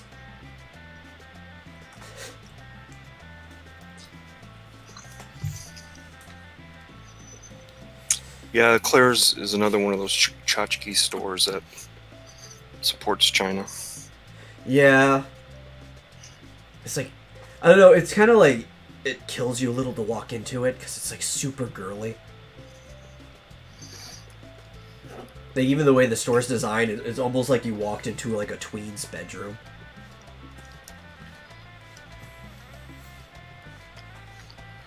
You know what? I wonder, remember the Pokemon Go, and for a while it was like a huge craze? Yeah, actually, I still know a lot of people that play it. It really hasn't died too much, it's just not as big as it used to be. Can you imagine if you could have, like if they had put certain things behind a paywall? For instance, you have a store and you want Pokemon that are exclusive to your store to be in your store. You pay for that. And they're able to do that kind of thing. Imagine the money they could have made. Well, I don't think they were You hurting know? for money. I mean, Pokemon is already the single most popular franchise on the planet. But is it? Well, why can't we make a game just like that, where we do have? Yeah, you can have the Buckler be in your store. For a certain amount of money. Yeah. Exclusive items that appear. You could. So the reason Pokemon Go was so easy for them to make, though, is because the company Niantic already had a game that functioned like that. It was a hacking-based game, and you basically were a hacker on the underground. You walked around, you went up to sites. They were all the same sites. The Pokestops and the gyms were the hacking sites that you did in that game. So they were able to just take all the data from that map linked up that they already had pre-made, and then just slap Pokemon stuff onto it. So it's like you could make that, but you'd probably have to partner with like Google or something that's got like the map set up, and then you'd have to go and actually like create an algorithm to find specific locations, which would be easy with Google Map because Google Map has landmarks already set up on it, so you could just be like find landmark, add stop. But it would be a lot of work. Well, you know what I'm thinking is it's sort of it brings people into your store. Say you're looking for, you know how they were trying to collect as many Pokemon as they could. So you wanted these special Jeffrey Giraffe Pokemon, you know, and you had to go into a Toys R Us to get them. I mean, just think of the possibilities that you could have had. It's Now Super you're Mario creating a 2 all situation. over again. Yeah, Super Mario 2 is a great game though, even though it is just Doki Doki Panic. But yeah, I could see it. Just like, you know, having exclusives of shops and stuff. The problem is also setting up the network for that, and then communicating with the shops. And then your thing already has to be popular aside from this to make the shops want to have your exclusive thing. So that's why it would work fine with Pokemon if you did it, because, again, Pokemon's the single most popular franchise on the planet. So everybody be like, oh yeah, sure, I would want that because it would drive in customers. It'd be worth it. But if you have a property that nobody knows about, why would they even want to, you know, buy in for the exclusive thing?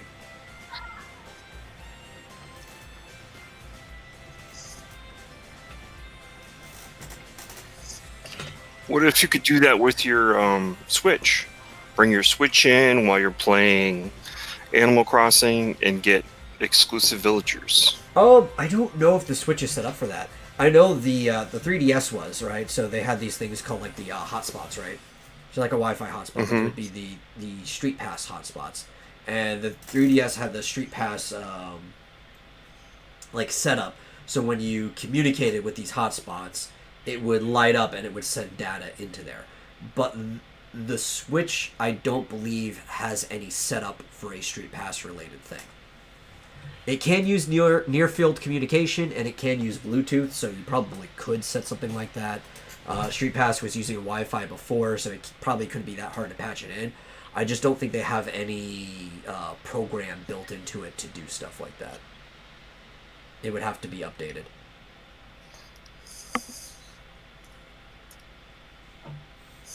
But I mean, theoretically, yeah, you could do it. You're supposed to say, Todd, what a great idea. I don't think they thought of that. I'm sure they have, because they've done stuff like that in the past. I just don't think they want to do it with this stuff anymore.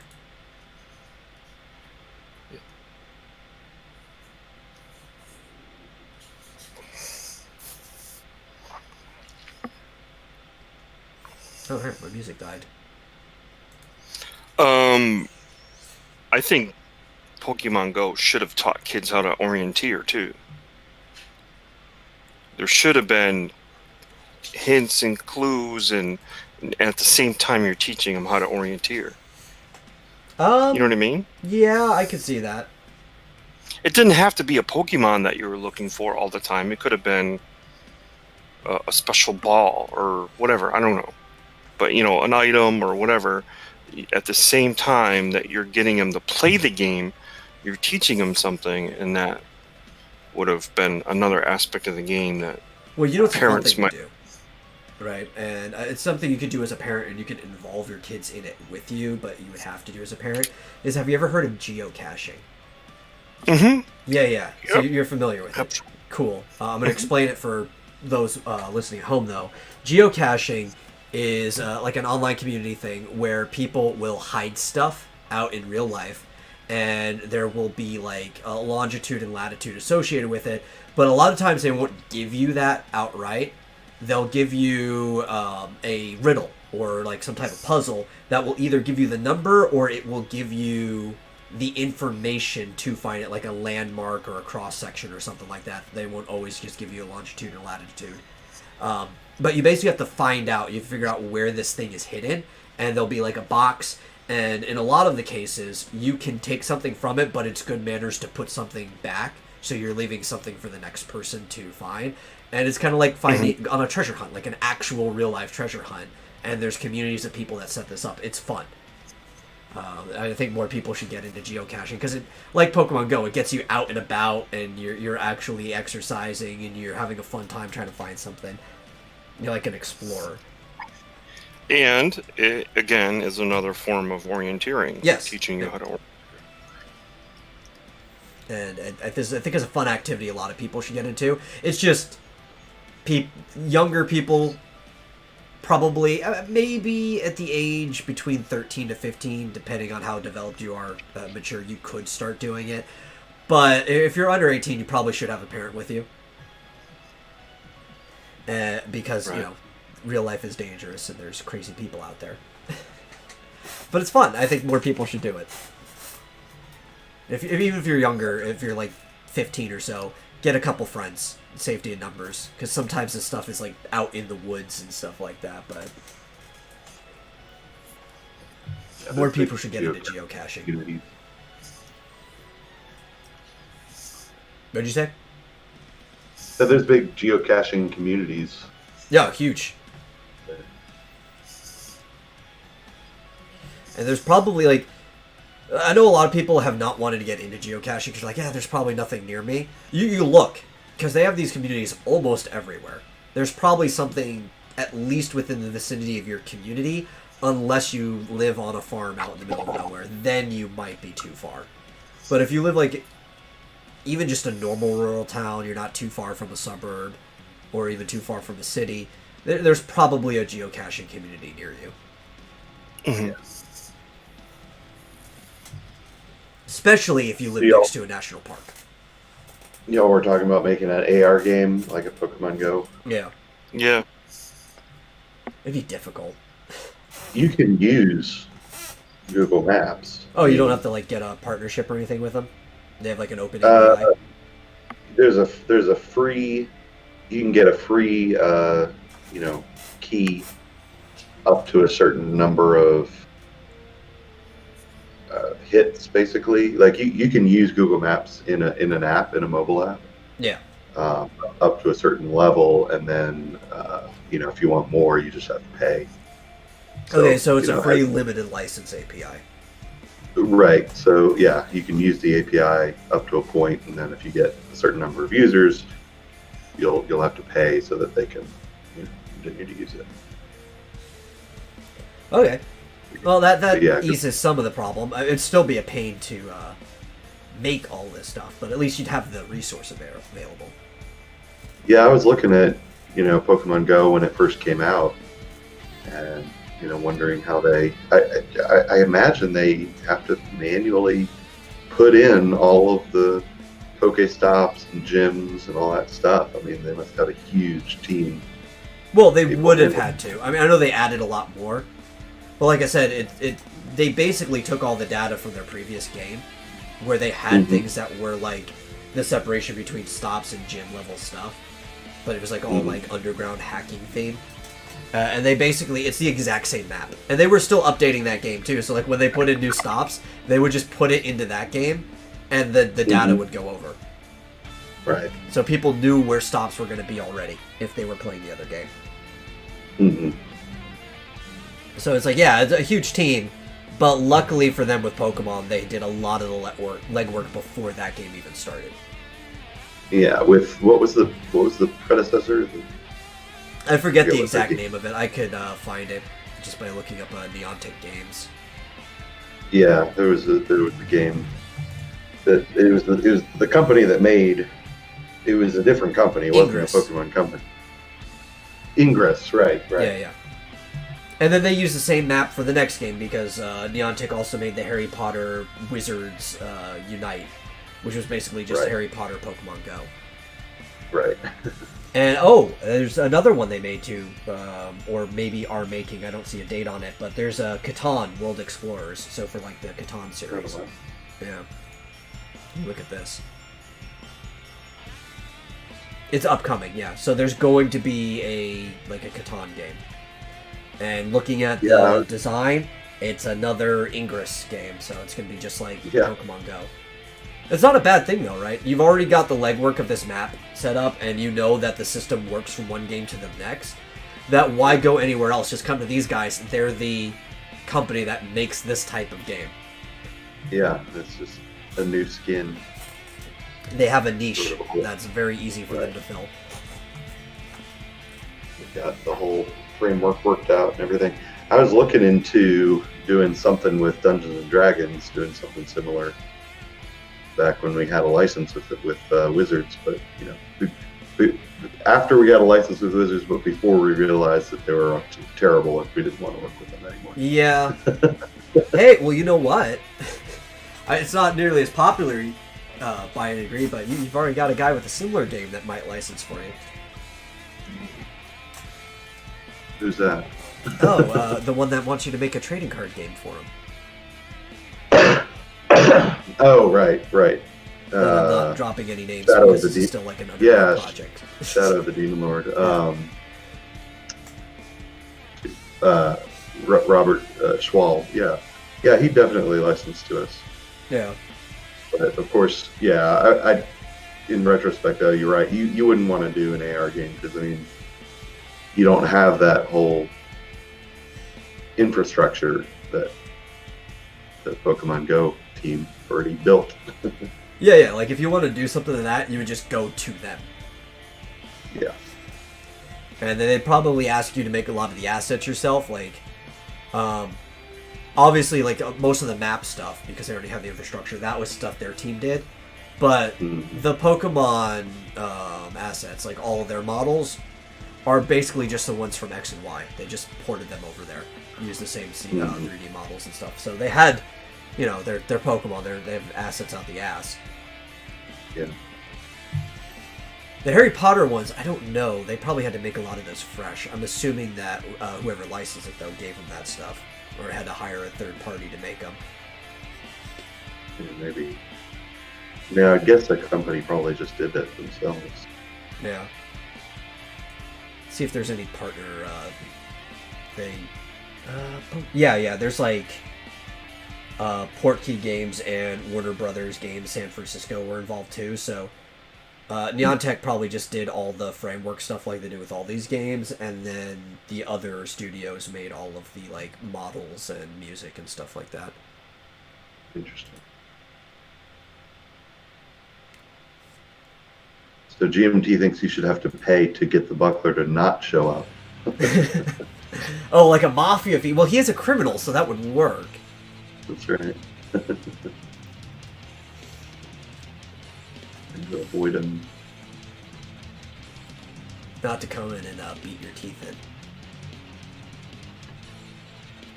Though I don't think he would do that himself. I think he'd like send Bull and Moose to do it for you.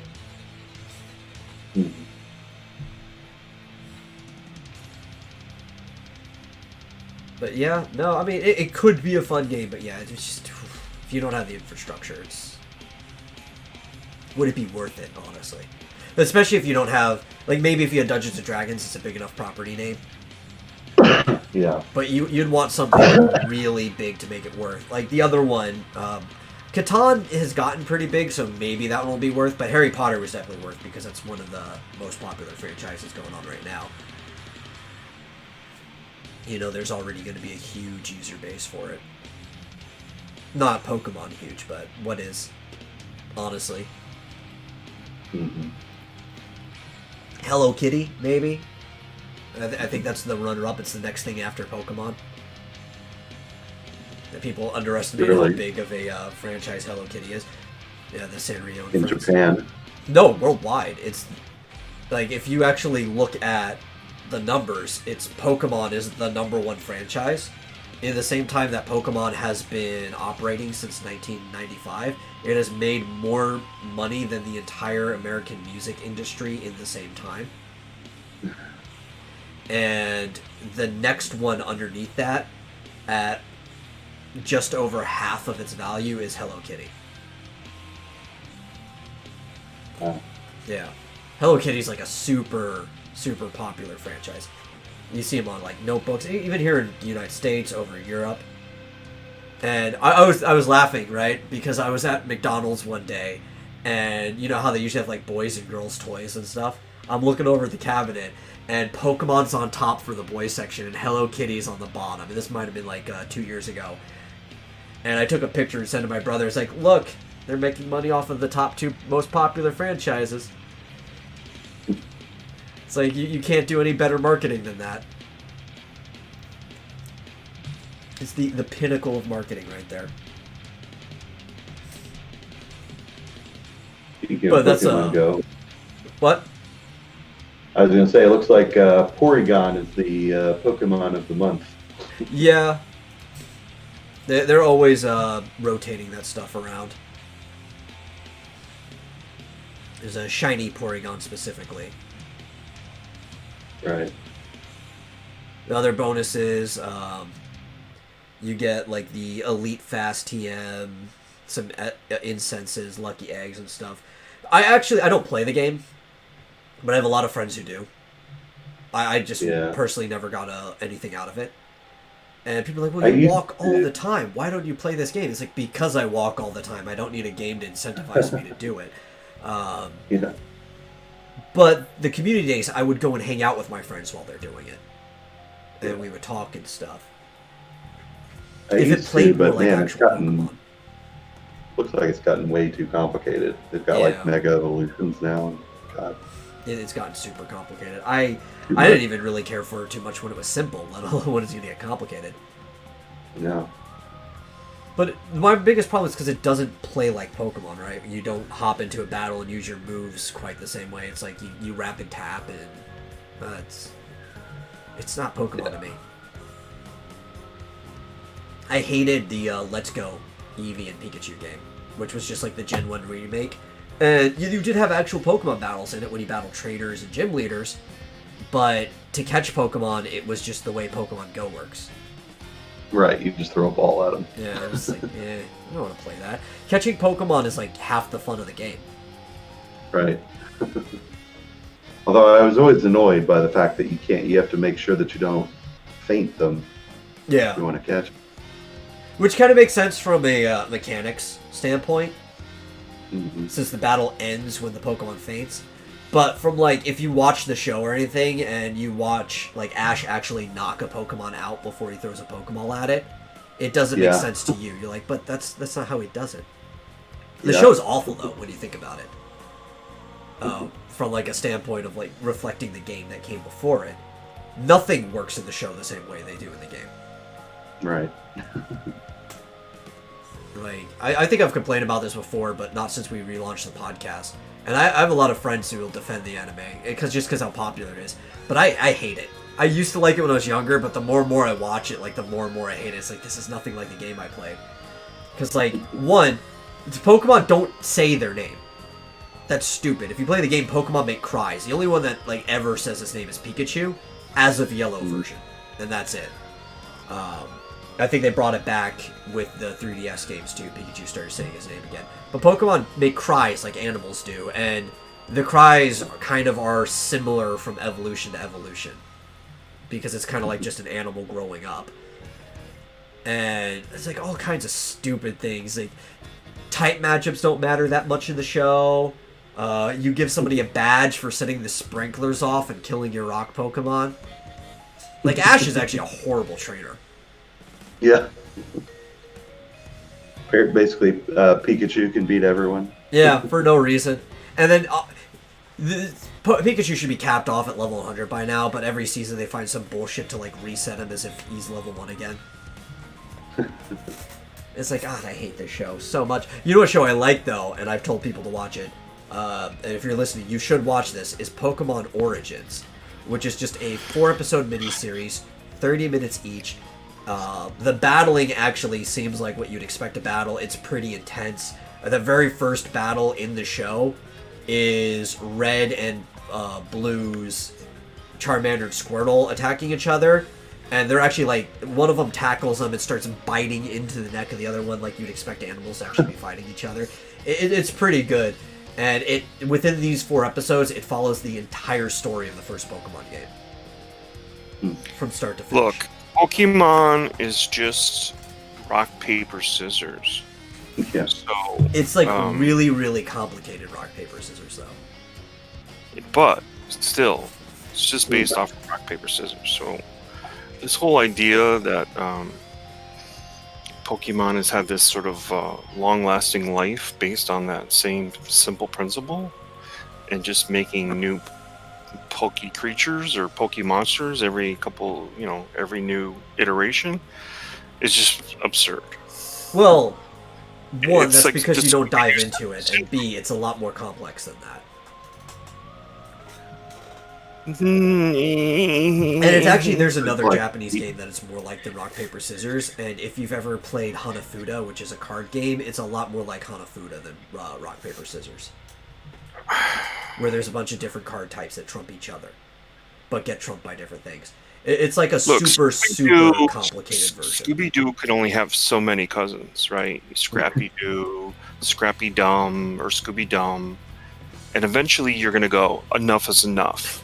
This whole idea that Scooby-Doo has that many relatives that also do the same thing is ridiculous. Yeah. Well, it seems like the latest ones, each new iteration seems to piss people off more and more. Okay, well, it's not the Pokemon that are pissing people off, right? Because I did not like the last game, and I've been following Pokemon for a long time. It's the fact that yo. It's the fact that they're watering down the games. Like, they don't actually play as you'd expect them to play anymore. Pokemon used to be like a really solid RPG series when it came to collecting and leveling up different things and using them effectively with team strategies. The new games are just like, I don't know, a baby could beat them. They kind of play themselves almost. Yeah. They're very You're a linear baby. too. Well, like, the old It was games just weren't even too- that hard. I remember beating it when it came out. I was like 4, you know? Mhm. If a 4-year-old can beat it, like, why do you need to dumb the game down even more? Let me ask, anybody have the new Samurai Jack game for your phone? No. Oh, Oh, I didn't even know there was one. yeah. I keep seeing the like sponsored ads and thinking, maybe I want that. I'm just looking for something fun. I'm sick of. I mostly play player versus player games. Whether it's golf or whatever, or longest drive or. Yeah. But I want to play something fun that has it. But I want it to have an ending. If it doesn't have an ending, I'm not going to bother. Oh, does the Samurai Like Jack game most have phone an ending? game. Say again? Does the Samurai Jack game have an ending? That's what I want to know before I go and invest in it. Because I don't mind paying for a game as long as it's something, that realistically I can beat in a month. I don't It know looks if it's like come out yet, because I can't find it in the Play Store. I see it, but it's an Apple Arcade game, so if you've got Apple Arcade, it's free. Oh, maybe it's only available on Apple, because I don't see it in Android. Oh, well, I guess that ends that debate. Yeah. No, most of the Yeah. phone games I play don't have ends. Samurai Jack Battle Through Time. That's it. It looks. Oh, I thought maybe it was an infinite runner, but it's not. Huh. Interesting. It might have an ending. It looks kind of. It looks like a fighting game kind of thing.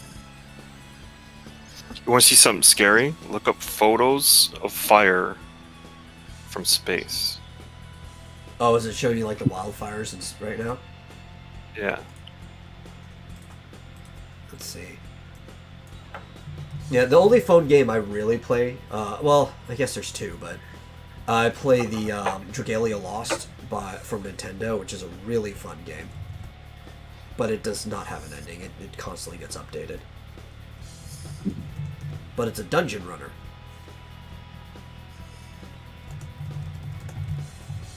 And it's Visible really from fun. nearly 1 million miles away.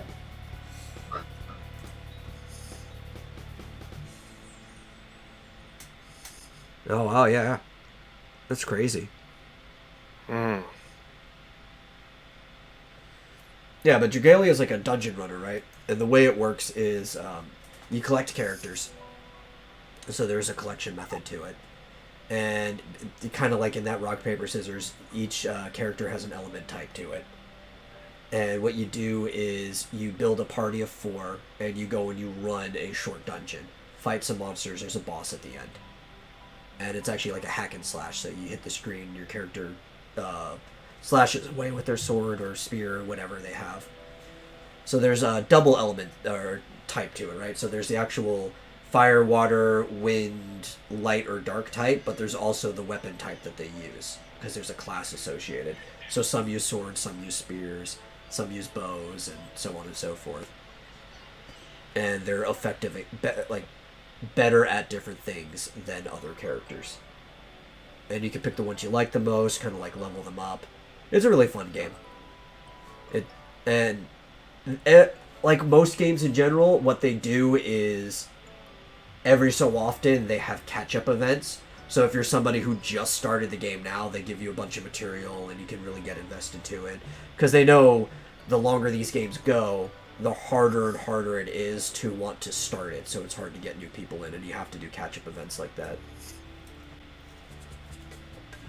That doesn't seem fair to the people that have started from a while back. Well, the catch-up event is not going to get you close to them. It's just going to get you playable. Like, to the point that you can enjoy the game. I think it's a pretty healthy balance. I don't care about those guys anyway. All they do is they sit in the PvP areas and assassinate. Well, you don't have to worry about that. There's no, like, PvP. It's, like, leaderboards and stuff. They may eventually make a PvP. There's co-op, though. Like, you can actually play through dungeons with other people.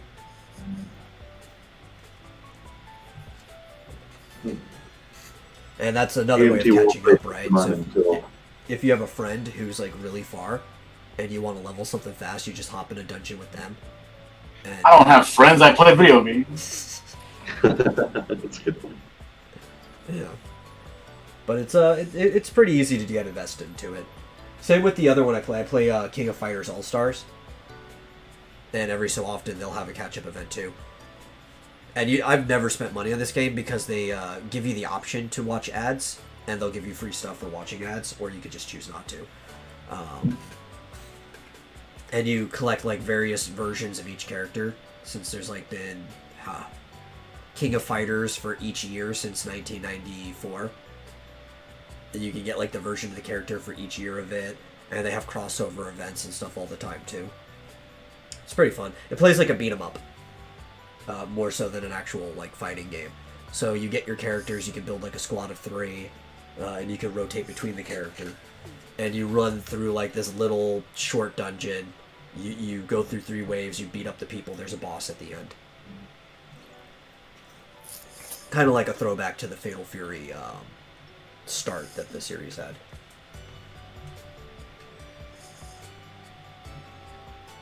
It's a really fun game. You wonder why Google hasn't gotten into streaming, like something called Google TV or something like that. They do. Well, they don't have their own service, I guess, but Google has YouTube, so there's YouTube TV. Yeah, and that's just almost similar to cable. You're just They And have there's also channels. There's also YouTube Red, right, which has originals on it, on demand, as well as the fact that YouTube allows you to rent movies and stuff like that. I'm sure they'll probably have like a full service. I don't know if YouTube Red comes with like so many movies or not, but eventually they'll probably have a full service. And it's all easily accessible from like your what's that thing? The stick thing that they plug in. That's like the Amazon The Fire. Google Cast. Google, yeah, the Google Cast, whatever it is. Chromecast. Yeah, that's it's- it. Chromecast. Yeah, so I'm guessing Google TV's coming next. Maybe. I think they'll probably just amplify YouTube TV, because they seem to be doing everything under the YouTube brand. I used to use the Google Play Music, right? But I've been getting notifications that Google Play Music is going away, and YouTube Music is where all my Google Play stuff is going to. And, like, my whole library's I already think- been transferred over. I think YouTube TV is too expensive. Yeah, probably. Unless they add more Just saying. services to it, that's the only way to justify it.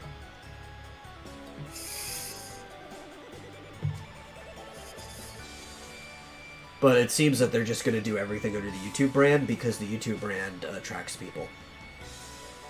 Right.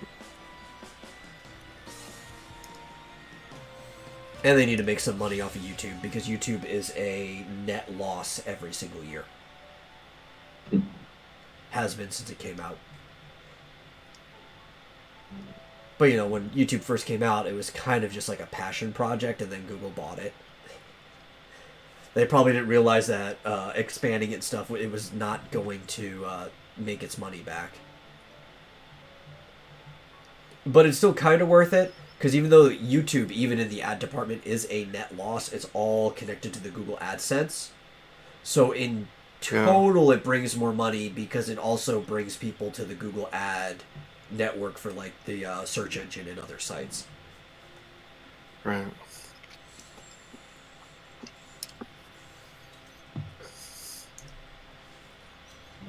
But yeah, I think they're probably going to dump more into streaming as things go. Just because, you know, there's the Google Stadia, so they're already looking into trying to stream games to you and stuff like that, which is a horrible thing. Nobody gets Stadia. Unless we hear some changes that it works better, it is not worth your money. You don't even own the games, right? You're doing a one-time payment to be able to permanently rent them, but still you don't own the games. The streaming latency is horrible despite what they try to tell you. Do not purchase a Stadia. You waste your money. That's what they're doing with the Disney Plus with the Mulan movie. It's like you buy it, but you have to, as long as you have the Disney Plus subscription, and nobody's gonna keep that for it. Yeah. It's a ripoff. It's stuff like that makes people pirate shit, you know? Mm-hmm. It's kind of like also, what's another one? Which I do kind of like the service, but I would not recommend it to people, and that's Comixology. Because you don't actually own the comics on there. It's just convenient.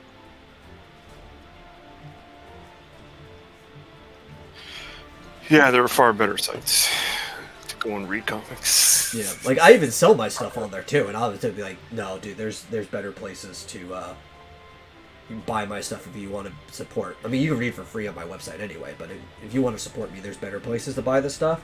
It's just there in case you're like one of those lunatics that really likes Comixology for some reason.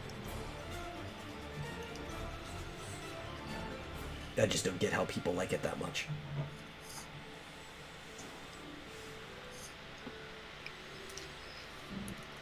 The one I liked was Comic Central. Too bad that was not making any money and they had to shut it down.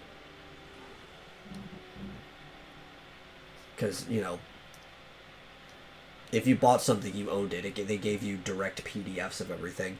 And as a creator, like, you could package other things in there. So, like, I would put wallpapers and stuff in there, too. So if you bought my comics digitally, you'd get, like, things to put on your computer background. Oh, aren't you nice? Yeah, and for no extra cost, either. It's for the same $1 I was charging regardless. But I also felt like I needed to add extra since, you know, again, it was a webcomic, so even though I'm already putting more into the PDF that would be the same for printing, it's just like, hey, you can read on my site. I want you to get justified more. So here, have some wallpapers and shit. Wallpapers and shit. Nice. Yeah. I thought this was a no swearing zone. No, dude, this is Vomitorium. I've probably cursed. Say no Rick Piper's channel, right? Yeah. I've been swearing this entire fucking time, man.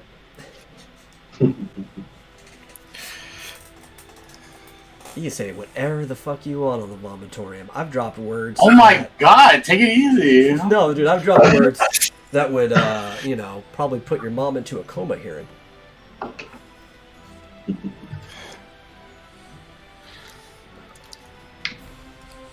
Yeah, Yeah, this isn't one of those censorious channels like Dillard Draws or anything.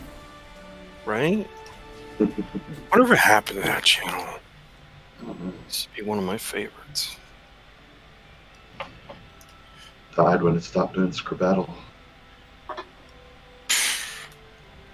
Either that or Scribbattle killed it. One of the two. Something like that. Yeah. Yeah, Gameotron likes reading on dead trees. I too like reading on dead trees. But reading on dead trees can get pretty expensive. And sometimes you have to wait a long time to be able to get it. So, digital's a pretty cool option too. You know what, John? I showed someone your animation, and they loved it. Said it had charm and razzle dazzle. That should tell you who said that. You should keep it up. When's the next episode of what's it called? He's got no content though. I don't have content to make a next episode. Oh. You have to steal some from the Vomitorium. Oh, that's fair. You're totally allowed to. I mean, you could even go back to that other episode that you and Todd were on and start taking things about where you're talking about animals that could kill you. Can't use that episode because the audio's too garbage on my end. Oh, is it? Mm-hmm. Oh, did you already look? Yep.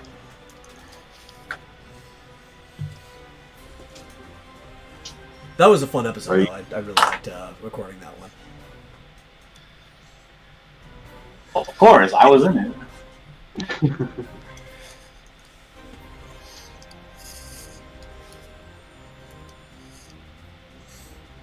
There's What also other why, news is there? for my animations, I'm not going to be animating anything that comes from a live stream. I'm scripting everything, so I don't have to worry about having interesting content.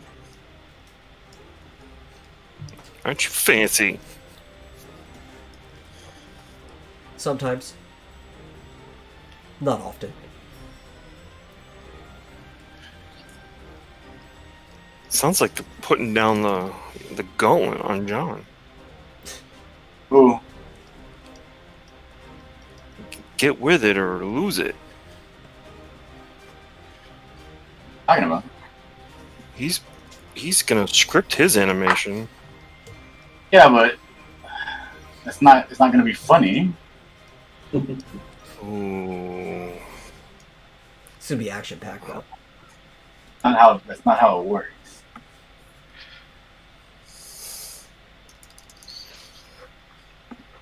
And some people find it funny. It's actually most of the reason why people read Exile in this Chaos is for the humor. Oh, is anyone excited about the Super Mario 3D All-Stars? No. Not as excited as we are about Florida Man, so I don't know why you're bringing it up. I've already done my rant on that too. I'm not excited at all. Oh, you did. Yeah.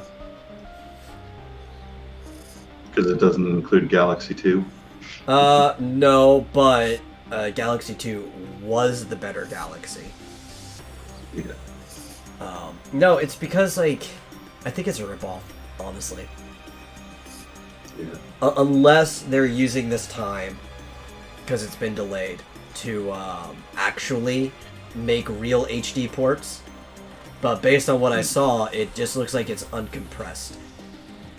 So you're basically paying for an emulator that's got 3 ROMs in it. Yep. And even from it's not even widescreen, right? It's boxed. Oh, really? Yeah. Wait, It's got the black boxes sure? on the side.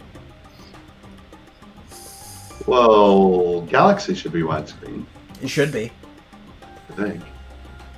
but the other two don't. I have a question. Mm-hmm. What is Mugen? Oh, Mugen. That's a fighting game engine, right? And also a fighting game. And what it is it's for custom fighters, and you get Mugen, and you can build your own fighter and insert it into the game, and it gets into the roster, and you can basically put any character you want against each other. So how come nobody told me about this when I was asking for options? Well, Because Marsupial's not familiar with it. Yeah, I don't know what you're talking about. See? Well, it's Without also him, specifically for fighting games. I don't know if it could work for beat 'em ups because it's got like this. Well, what if I wanted to just insert my character, like I've been talking about, into a video game? How come that wasn't? How come that wasn't an option? Because you were asking What's it for called? beat 'em ups. Mugen. MUGEN. It's an acronym. Oh, okay.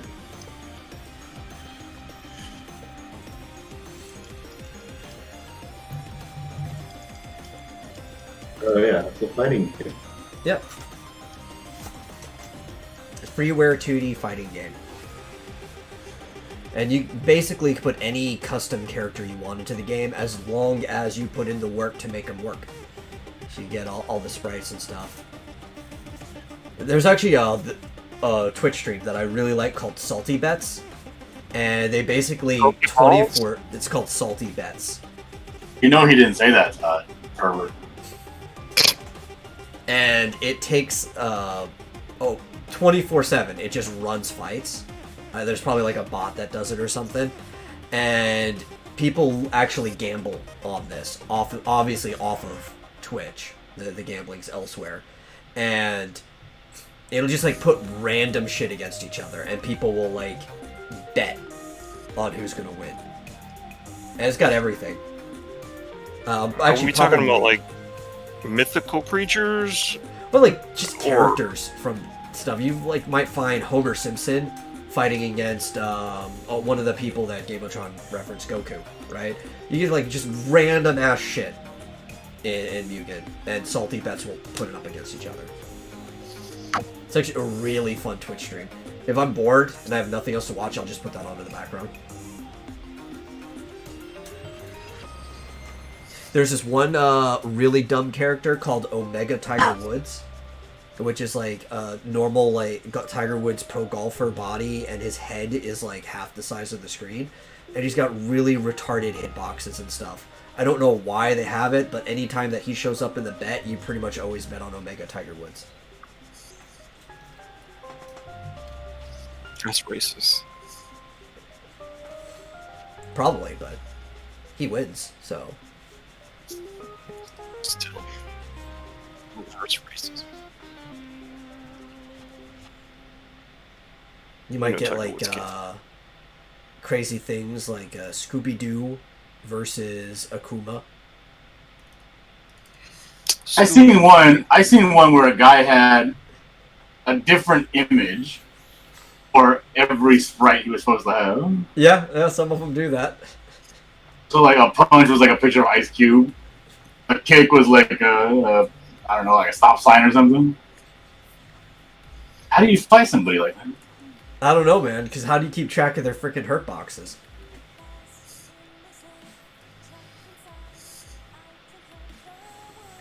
Here's one. Open Beats of Rage. Have you heard of that? No. No, not off the top of my head. Let me look at this. It is an open source game engine For platform like Streets of Rage. for that was originally what it was based on, but yeah, you can customize a beat 'em up. Ooh, that sounds good. I should definitely look into that because I want to make a beat 'em up. You bastard! You got me over here drawing everything by hand. No, you still have to do that. Yeah, you do still have to do that. You need to make all your assets. Yeah. Regardless of what OpenVR. engine you're using. That's all right. I'm gonna make $1 million off this game anyway. Yeah, OpenVR. It's on GitHub and SourceForge. Other people are recommending Unity. I think Unity has. The problem with Unity is how much work you have to put into it. Yeah. Especially like to do 2D things in Unity, you basically have to compress it to a single plane. It's just like it's not hard, but it's tedious, you know. GMT says Mugen is great. I saw Goku versus a refrigerator in the refrigerator one. Yeah, that doesn't shock me at all. So can I take Mugen and sell it? I don't know. I don't know what the Yes, but licensing for what is. you want to do, you probably want to look at the open BOR. Yeah, but I also want to. If it's not, if all I have to do is like once really complicated sprite sheet for my character and my character alone, and his moves and his walks and all that stuff, maybe I want to play with him on movie. Okay. I would enjoy using the buckler in a fighting game. Well, I eventually want to make a fighting game, so I don't know what the licensing thing is with Mugen, especially because Mugen's like kind of freeware, but I don't know if it's like open source to the fact that you can make it yourself. Because there's a difference between something being open source and something being freeware, and not all open source things are freeware, and not all freeware is open source. Hmm? So freeware just means it's software that's free. You don't have to pay for it. I know. Well, I mean, it's a good hum because there could be people listening that don't know this, right? And for something to be open source, basically means that, depending on what the license is, some might want credit or whatever, you can remake and resell whatever it is for your own purposes. Like, you can use the source code or whatever. And sometimes open source things, so you do have to pay for it, the initial thing, but you can resell it. And sometimes you don't. It depends on what the license is. Because some things it's like, well, you can use it for free, you just can't sell it. Which is, I think, the most basic form of open source. Sometimes I feel like a nut. Sometimes I don't.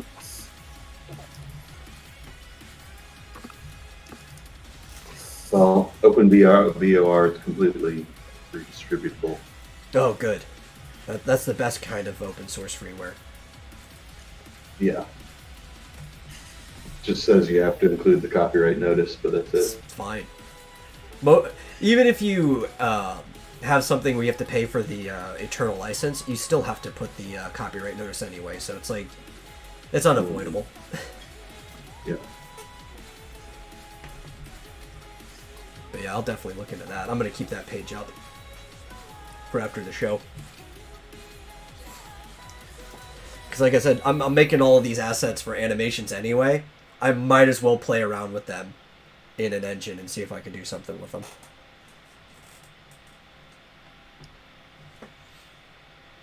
Even if it's like, if I get a demo level that I can distribute to people, it's like, hey man, who's interested in this? I'm gonna make a demo level and then I'm gonna put it on Kickstarter. Yeah, you could totally do that. It's a lot of great games. Oh, on you know Kickstarter. what, John?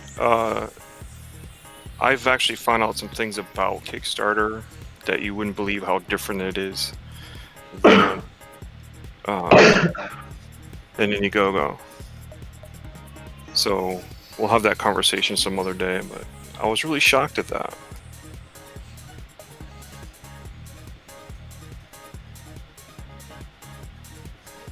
Yeah, Game of Thrones Yeah, does a alright. better share and share alike, that's like the most basic one, right?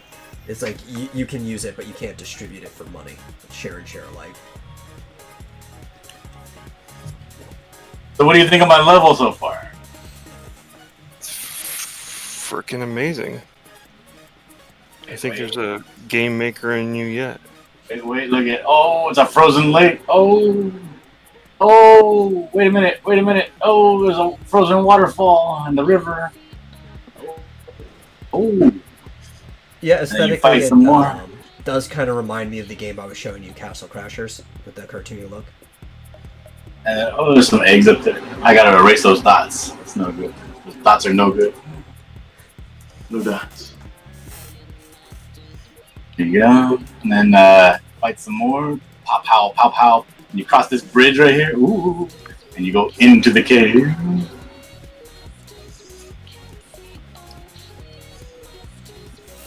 What are you listening to? A remix.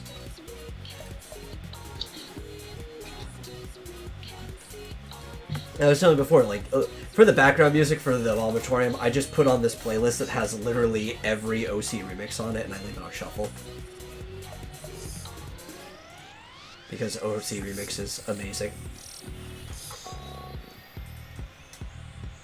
And you don't have to worry about copyright strikes. Oh, thank the Lord.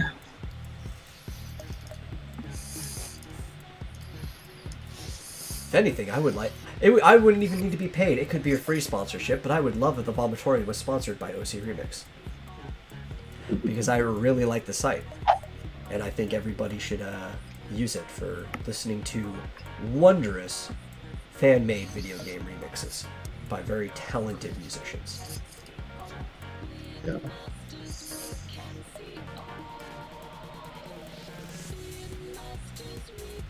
I like the jazz renditions of Super Mario Brothers themes. Oh yeah, especially Super Mario Brothers 3 Battle Rocks has a really good jazz rendition. Yeah.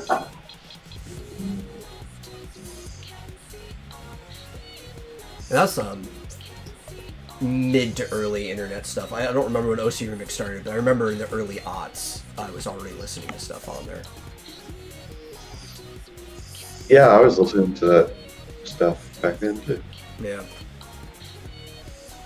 I always get like a bit of like a nostalgia when I go to the site and I just start listening to random stuff. I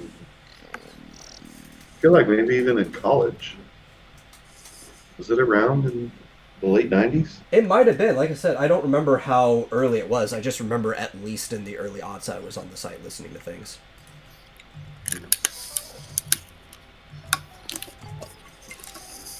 Let's see, when this, 1999. So it's not one of the oldest things on the net, but it's been around for quite some time. Yeah. Unlike Newgrounds, which just celebrated its 25th anniversary. Wow. Boom, chicka, boom.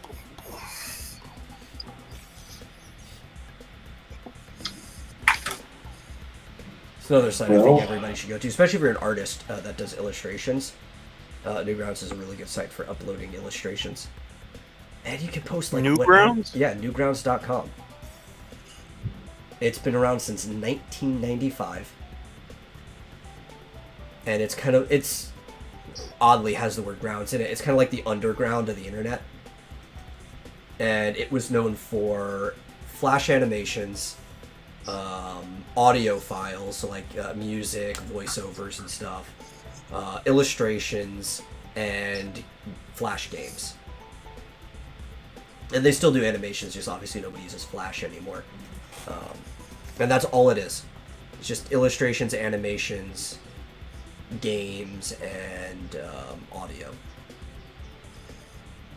No restrictions either. Like, they don't care if it's safe for work or not. It's just kind of like an open community. And the community's pretty good, because assholes don't really last long there. And by assholes, I mean like the type of people that drive people off of other sites. They kind of get driven off themselves because nobody puts up with that shit. Like Pope Raven. No, Pope Raven would probably be fine there. There's no place for me then. What game is easier to make, guys? The type of game that John's working on right now, or Mortal Kombat? Static Mortal Kombat background. needs a lot more sprites per character. But I think a lot more effort, because just of the different environments and event sequences, it's probably easier to program a fighting game, even if you need more assets, than it is to do a beat 'em up. What if we all got motion capture suits and got ourselves scanned? Well, actually, that was we something were- I was thinking. I was talking to Dillard last night, right? And I said for my sprites, I was half tempted, being a martial artist myself, to just like take video of me doing the things and then just like taking the frames and cutting myself out and then drawing the sprite over me. Which is kind of how they did the original Mortal Kombat. They had the people do like get in costumes and do the moves, and then they would take the pictures, cut them out, and then compress them to JPEGs, and that's why the sprites look the way they do. Right. So you're an expert in white foo? A white foo? Yeah, white foo. I don't know what that is.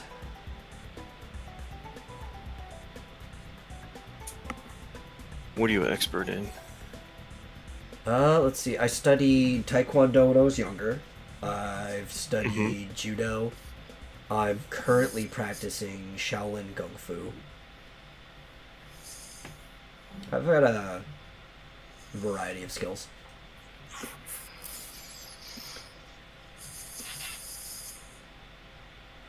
I think the closest thing to white foo, you either have white crane style or bak mei. I don't know if you've heard of bak mei. It literally just means white eyebrows. And it was named after a character that Quentin Tarantino even used in one of his movies. Which his name is Bak Mei, and is literally the guy with the, or Pai Mei, they use that version of his name. This is literally the angry eyebrows.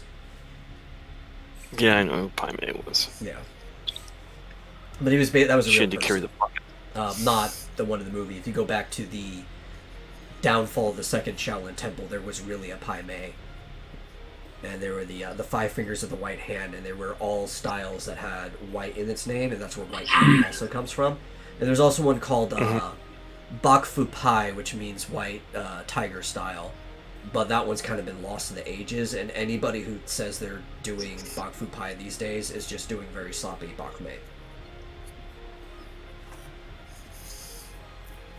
Bak Mei running. Yeah. I'm actually well versed on the history of the Shaolin Temple.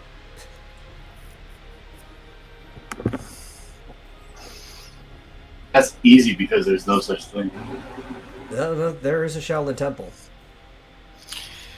Is that where you go up to the thing and you spin it and you go, I want the knife?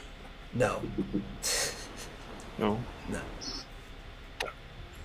That looked like a temple to me.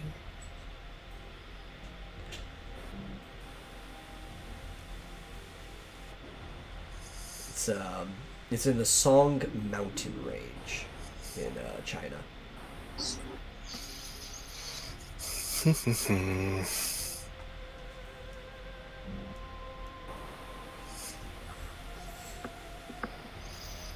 But yeah, no, you could totally, Mortal Kombat did it. You can always just take pictures of people doing stuff and use that for your sprites.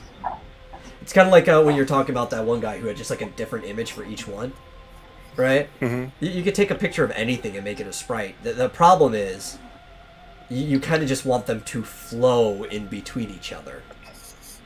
So it's it's kind of difficult to do that. If you look at the original Mortal Kombat, man, those characters were choppy with their animations. Like a hand would go from like down here to up here immediately. There's like no transition in between. That's what I'm doing. That's why, like most modern games, I'm doing, the standard cycles are about 12 frames, right? So even an idle will have, like, 12 frames between a full rotation. And then I'm doing special 6 things you frames. do- 6 frames per second. Yeah. Well, no, it's not going to be 6 frames per second. That would be too slow. You're just doing a 6-frame animation. There's going to be anywhere between 30 to 60 frames per second. It just means the animation will loop several times in a second. Oh, yeah. And then, like, after you have your standard, like your walk, your idle, and your run cycles match that kind of 12, which divides into 60 evenly, then you can have various things of different frames lengths for, like, special moves. The kick can be like some odd number, like 7, as long as you have like a cooldown frame and then it goes back into it, like the idle animation or whatever. Or one cool thing about fighting games is because of odd frames, you can actually buffer moves and drop a frame to be able to start another one, frame canceling, and that's how you can like string combos together. They found that out in Street Fighter 2 Turbo Edition. And ever since then, combos really became a thing in fighting games.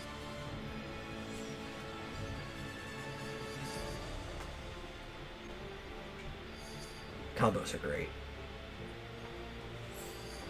I'd probably kick all your butts at fighting games.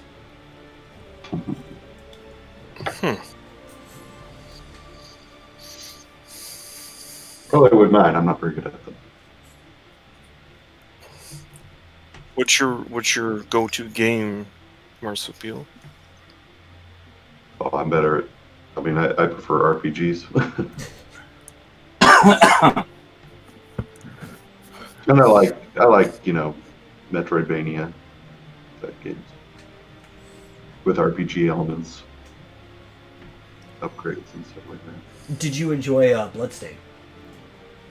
I've never played it. You haven't played Bloodstain? Oh, man, it's great. I played it. It's by the guy who made Symphony of the Night and like the games since then, Igarashi.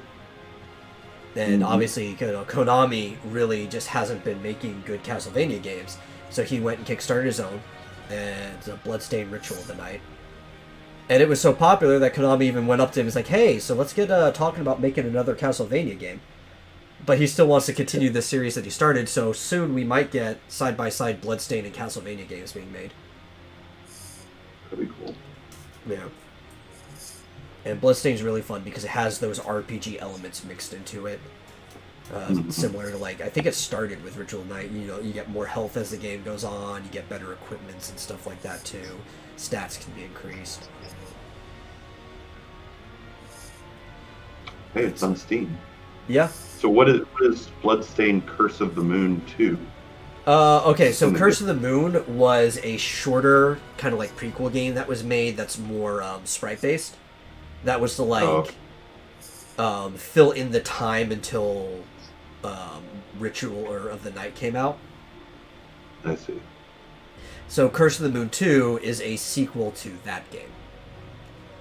But they all, they're all in the same world in relative timeline to each other. Yeah. And they're fun.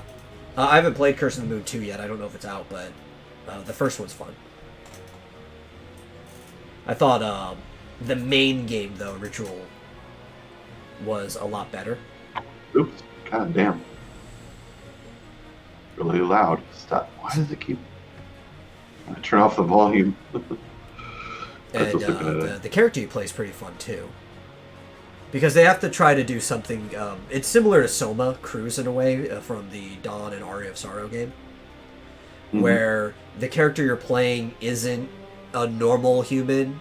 They're like the equivalent of the souped up version. So like you have Soma is the reincarnation of Dracula, so he's like the same as the vampires he's fighting. And that's what you do with the... God, what was her name? Was it like Maria or something? I cannot remember the Bloodstained character.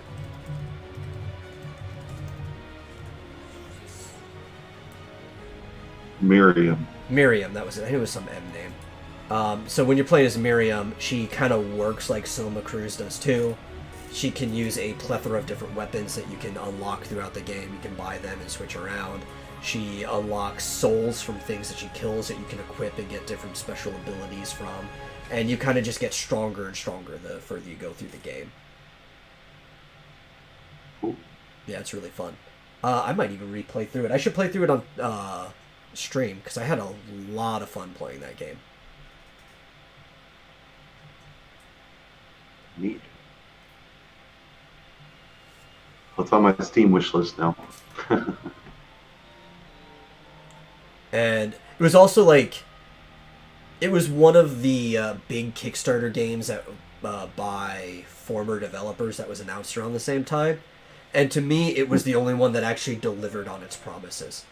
Right? Because you also had a Ukulele by Platonic that was announced around the same time. And you had Mighty Number 9 from, what's his name? God, I can't remember his name. Inafune, the Mega Man guy. And both of those games were mediocre at best, and probably not worth the weight or money put into it. Yeah. And Bloodstain, on the other hand, was not only worth the amount of money put into it, but it was also probably worth more than that. Like, it delivered more so on the promises, added more things as the development cycle went on. And the other games were just trying to be too much like the old games, while Bloodstained was like, what if the game was made today? What kind of changes and improvements would be put into the system, as you should be doing if you're trying to make a spiritual successor to a game. Right. So I can't recommend Bloodstained to people enough. Cool. I still want to make a digital coloring book. It would be pretty fast. Well, let's do it. How long would it take? Well, basically, all you'd have to do is kind of pixelate images. You'd need to have colorized versions of whatever images you want to color, and you just have to pixelate them. Yeah, we do pixel by pixel, and then for the game's sake, you just expand it like 400 or 800 times or something, turn each block into a coded thing, like the paint by numbers, and then it will gray out, and then when you drag back over, it will reveal the actual color. All right, so how do I do that right now? If I take a picture of the buckler, I can pixelize it? How? Oh, fuck me. Never mind. I gotta go.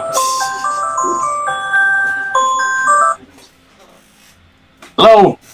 Hey, I was wondering if you're cooking already. No, not yet. How are the potatoes doing? They've been Done. cooking 40 minutes. Okay. Nice. Yeah, so the easiest way to do it would just be to make a sprite of the image. I would think. Yeah. Like, that'd be really easy for me because I'm already used to just making sprites all the time. Mhm. So I could probably just find a character and easily just make a sprite out of them. I mean, I could take like all the images for the from the Halloween book, but the problem is they'd have to be colored, right? Yeah. Because I'd have to, yeah. Basically, it's like a paint by number kind of thing. It has all the numbers, and the user just selects the colors, and then they. Yeah. It wouldn't be that hard. Some of the images in that Halloween book would be easier to turn into those type of sprites than others, because some of them just, honestly, they're not built for that. Well, some of them, like what I've seen for existing ones, they have different sizes. So you take the simpler ones and you turn them into a smaller size one. Yeah. And then you could take more complex ones, and if they're colorized, you can make. Listen, I'm just trying to not be mean to Rick, and now you're forcing me to be mean to Rick. That's what I mean. Oh, Some of I them see just what would you not mean. be good for this. You're not talking about the complexity. I got you. Yeah.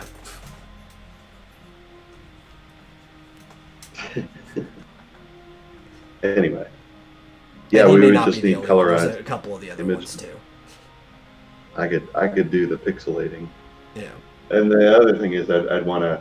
So I've been fiddling with them just because I like to do them just to relax, and I've been thinking to myself, how would I do this differently? And Well, one you of know the what ways- would one of be the- fun, and I don't know if you need a specific license for the game type because like the idea might be copywritten. But have you ever played a Picross game?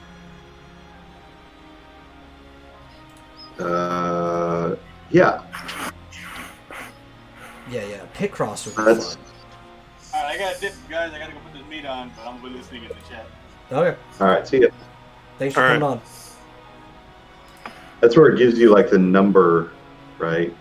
Yeah, it's almost like a Sudoku type puzzle, but instead of like figuring out a number that goes in a place, they'll give you the number per column and row, and you have to figure out where the filled in or the chiseled in space needs to be Right. for every spot.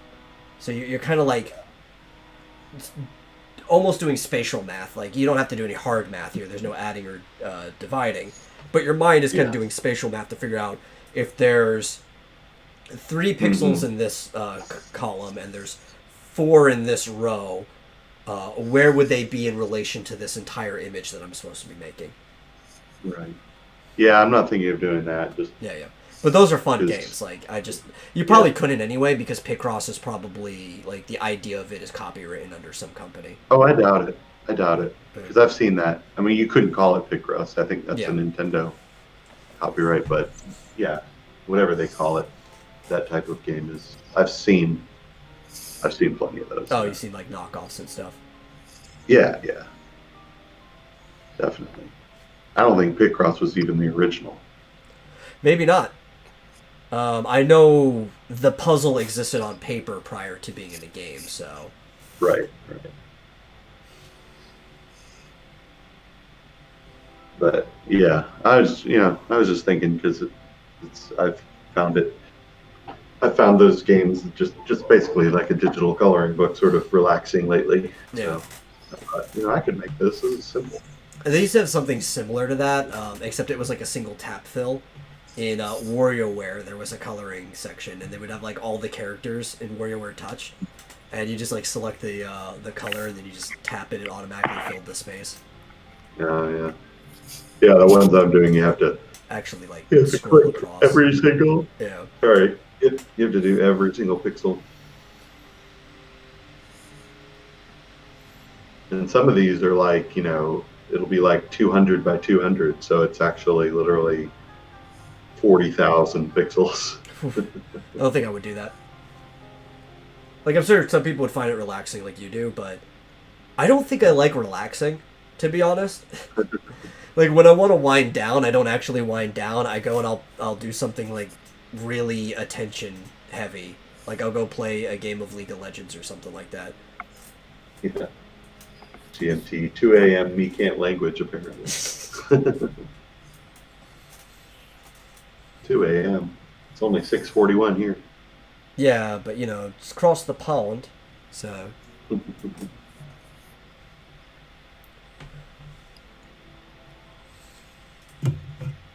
But yeah, I don't know. I just need something that takes my attention. I think that's the real thing, because my my focus never winds down, right? Kind of like I don't have ADD or ADHD, but I probably there's some things that are akin to it, and at no point does my brain ever stop moving at full speed, even when I sleep. Like we looked at it when I was younger. I don't have the wind down stages of sleep. In fact, I have more REM sleep than the average person does too. So my prefrontal cortex never shuts off, and I'm just like in it all the time. So like even if I'm exhausted, I'll let my body rest, but my brain has to be doing something. Well, I may just go ahead and fiddle with that, see if I can do it, and then with just a sample image, and then if I can get it to work. Well, as an definitely hit me up if you application, get it would working. be a matter of because putting in the I'm images. fine with just doing art anytime. I thought it would be cool because I didn't see one that was. I mean, maybe there is, but I didn't see one that was specifically like comic book type characters. Yeah. I thought that would be Diller's still shit talking from the chat. He's like, my brain is basically the opposite of his, a lame-o. His is never going. Yeah, it's kind of like, this is why I find TV boring, right? Like, if there's a really engaging show, I'll watch it, but not a lot of things can keep my attention. Yeah. And that's why, like, even for cartoons growing up, I would prefer the more surreal ones. Because even though there's, like, it's wacky and nonsensical, it still makes your brain kind of wonders, like, did that guy just walk through a zipper that was attached to nothing through a folded space? And stuff like that. So it's like, video games are cool because they keep your mind engaged while you're doing them. Yeah. Crowley from Supernatural does the zipper mode thing in Doom Patrol. Oh, okay. Yeah, he just pulls down a zipper, goes through, pulls it back up behind him. I forget he plays in it. But... Yeah, and if you're engaged in the material you're watching, it makes you think, like, there's a mechanic to this universe that let him do that, It's not like just something that happened. There's something that makes that work hitting in the background. And that's the kind of stuff that I like. I love just pondering things like that. And that's probably why I was so engaged in mythology growing up too. You know. Yeah, I think we discussed metal that my girlfriend's IQ is similar to yours, and she has the same thing, except what ends up happening, she can't sleep for days on end because her brain. Oh, I've had that problem too. And she ends up having to take a lot of Valium to get to sleep. I eventually just get to the point that I black out. Yeah, or that happens. Like, shoot, there's a convention I've talked about before that I used to go to, SGC. There's a Screw Attack Gaming Convention. And it would last for like 3 days, right? And during that whole time, the lobby would never shut down. And sometimes they even had panels going up to like 2 o'clock at night. Yeah. And one of the times I didn't sleep at all. Like, there were a couple, like, I would get 30 minutes throughout the whole weekend. But basically, I would just stay up the whole convention. And I was active the entire time. Yeah. And that's how it is. I don't, the clock just keeps spinning no matter what. Curse of you high IQ people.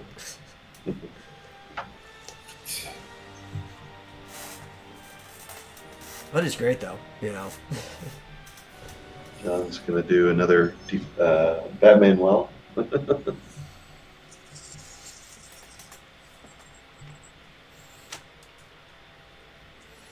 I prefer Deflator Mouse, personally, when it comes to tick characters. Yeah. Man, I wish he was able to find another home for the tick. That was one that engaged me, but the tick always engaged me because the world is so weird, and because of being a satire of the superhero genre, but at the same time, everything in the world makes sense when you think about it. Yeah. And that's what I like about it. It's like, it's weird, but you could tell he's really thought through everything. Mm-hmm. And I wish that he found another home for it after Amazon Prime dropped it.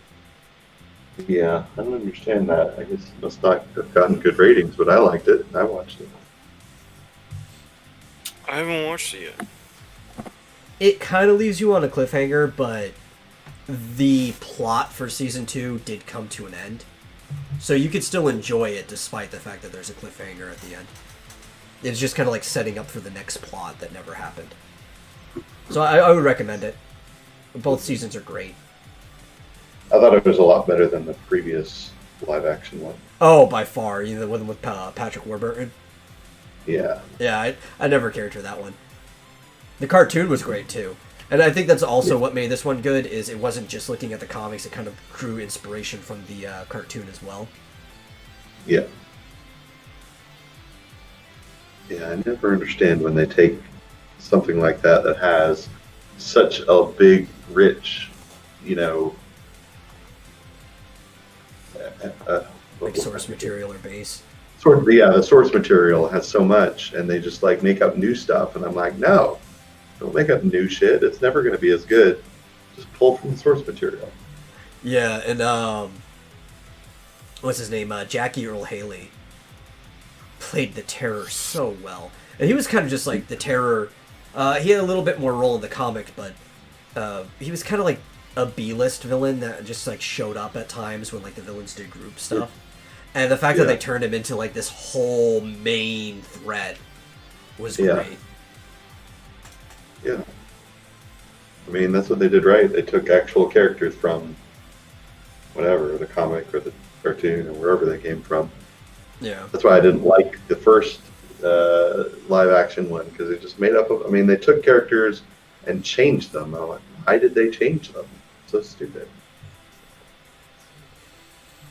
Yeah, and I mean, to a little extent, Dot was changed. Yeah. But in a good way, because they actually made Dot a fully fleshed out character in this one. Yeah. And I do like that. Instead of just being like, she shows up and just looks exactly like Arthur, just a woman in the same suit. who's just like having coffee and talking about things. Yeah. I liked her whole little like EMT arc and stuff like that, and then trying to become a vigilante herself. It's a really good show. I recommend it for people. They need a GMT arc.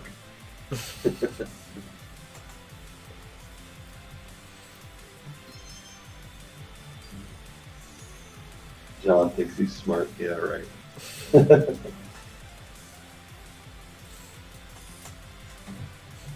The actual people graduated. You know, I would want to laugh at that if it wasn't for the fact that depending on what you got a graduate degree, it doesn't mean shit these days. Yeah, right. That's true.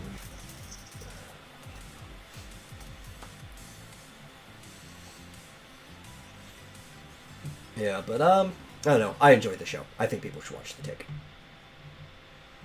Yeah, the Amazon one's really good. And what disappointed me too is like it was the one of the two things I looked forward to in April, since it was an April release slot. And the other thing I was looking forward to got delayed, so it's like I didn't have anything that April, and that was Cobra Kai season 3, which is still happening. It just got pushed back. Yeah, that kind of sucks. 'Cause I just watched seasons 1 and 2, and I'm like, why? I want to watch season 3. Well, I hated it. So at least, you know, with the Tick being canceled, season 2's plot came to an end. It got wrapped up, right? But Cobra Kai, for some reason, doesn't. It decides this plot's going to last at least 2 seasons and just leaves you in the middle of, like, a crucial cliffhanger moment. Yeah. Well, I mean, at least they're going to have another season, so. Yeah, it's guaranteed. But now we have to wait even longer. And it's like, I already had to wait a year for this. For something that did not have a proper conclusion. I prefer, if you're going to work in the seasonal format, that whatever the subplot of that season is, you can have a longer plot that lasts the whole show, but that subplot has to come to a wrap by the end of the season. You could still leave a cliffhanger like, hey, look, we're going to do something interesting next season, we're setting it up now. But, I mean, the thing that I've been watching the whole season has to come to an end. Yeah. And The Tick did that very well. On that website you gave me, Yeah. YouTube, whatever. There's a show called City on a Hill you gotta watch. Oh. City Excellent on a Hill. show. Yeah, City on a Hill. It's about Boston. Oh, okay. Great show. Boston is a horribly laid out city in the modern day. It was great Kevin Bacon. back when everybody rode horses, but for cars, it is horribly laid out.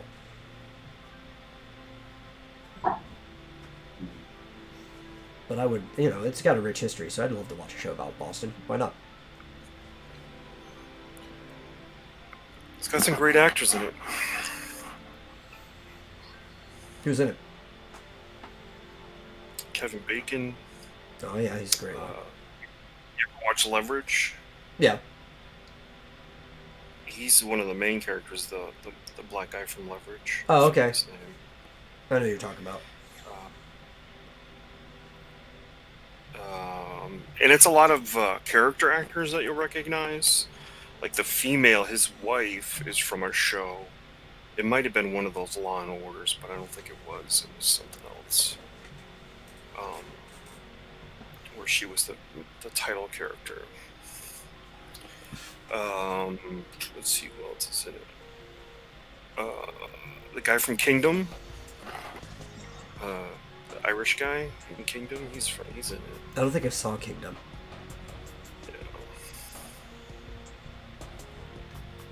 And Cool. there's a lot, like I said, there's a lot of people you go, oh, I recognize them, but they're in it because they do those. They're from Boston, you know. They have the accent already.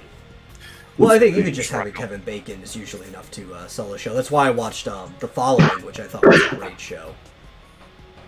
Which show? The Following, which was Kevin Bacon was hunting down a serial killer. Or not, it's a cult leader, but he was also a serial killer. Mm-hmm. Oh, the dad from Transformers is in it. Oh, okay. And his part's small too, but What was the other guy in the following? He was in a Knight's Tale. I can't remember his name. He played Prince Edward in A Knight's Tale. Look that up. It was like the main guy that he was hunting down the whole time. It was James Purefoy. Yeah, he was And in Sean it all. Ashmore was in it too. Iceman. Not to be confused with his twin that looks exactly like him. That's in Lock and Key.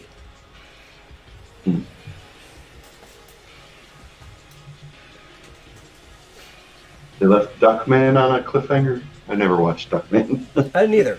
But now that you told me that they left it on a cliffhanger, unless like the plot for the last season that's on a cliffhanger wrapped up, I'm probably never going to watch it. Yeah, that would annoy me too. Like I said, with the Tick, I don't mind a cliffhanger as long as it's just like setting up for the next season. I want that plot to come to an end. I want some. As long as they have the next season. Yeah. Well, I don't even mind if there's not a next season, as long as I still just have the catharsis of the thing that I've been watching's over. You can tease me with the thing that never happens, but I gotta see the end of like this villain or whatever's going on. Yeah. I'll tell you, like Star Trek: The Next Generation. I've been watching some of the old episodes of that. They never did overarching, season-long plots. Yeah. But they almost always end each season on a cliffhanger. The next. Yeah, Deep Space Nine was the only one that had a really long subplot. Well, I There's think that's nothing also like- why I like Deep Space Nine the best. Oh, really? Yeah, it's my favorite. They didn't start that until, like, I think season 3, Yeah. when you started to realize there's a war going on, or a war is about to happen. A lot Yeah. of key players. You had the And then they'd sprinkle in some, there'd be mostly standalone episodes, but yeah, they would have sort of this overarching. And they killed off Whoopi Background. Goldberg. So they killed off Whoopi What? What? in Deep Space Nine. She wasn't in that. Yeah, she was. She played No, she wasn't. the Space Pope. Space Pope. Anything about Kai Wynn? Was it Kai Wen? I don't know. It's been so long that I watched it. I could be like mistaking it for Whoopi. She was not on Deep Space Nine. Yeah, I don't know. No, they killed Zia in season Zia. 6. Probably. I don't know. Like I said, I haven't seen Deep Space Nine for the most part since like it came out. But I remembered really enjoying that one compared to the other ones. I also never saw 24. It's another show I never watched. Yeah, but I did like that. And I agree with Diller. It has the best format because the whole season takes place within like an hour at a time. So it's that 1 24-hour period. So everything is always wrapped up by the end of the season. Did you ever watch Alias? I did.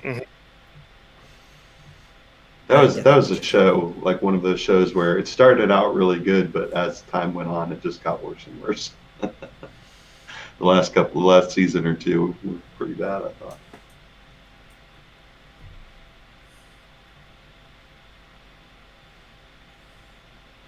I don't know, they just ran out of ideas, jumped the shark or something, I don't know.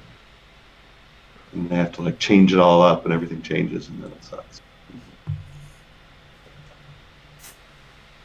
According to Futurama, the space pope is an alligator. Yeah. Well, he's got like the alligator lizard head.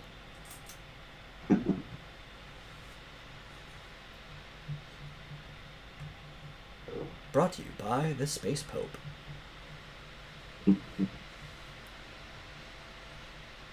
That's Are we wrapping up? what Dillard. Yeah, we're wrapping up, but that's what Dillard wanted to do. He wants a Futurama cast, where every episode is us just talking about a single episode of Futurama for an hour or more. I think my favorite episode is the Farnsworth Parabox. Oh yeah, I that's think all pretty the fun. All the boxes that go to different universes. I think that's my favorite. Did you see two guys run through here? We didn't see anything. Ever. And they have like no eyes. Yeah. Like the Yeah, well, the pirate universe. I guess that's the end of the show. So, I mean, if you guys want to promote anything, I'll give you the option. Since you're here the whole time. If not, we can just say goodbye. I haven't been streaming for a while. But go ahead, Todd. I don't have anything Yeah. other than Florida Man. Yeah. Florida Man. Back Florida Man. Indiegogo. Yeah. As I'll await for my my copy to get here sometime, probably at the end of the year. I think that's probably how long it's going to take, right? Yeah, it should get there right around the New Year. Yeah, that's a good time. That would not feel late at all for like these type of campaigns. So yeah, I'm on page 18. that's good. I like that you're on page 18. Because I want that book. And yeah, so thanks for joining us on the Vomitorium. I'm the Metal. Thank you, Marsupial and Todd, for coming on here. And we'll see you guys hopefully on schedule next time, Wednesday. Take care. See ya.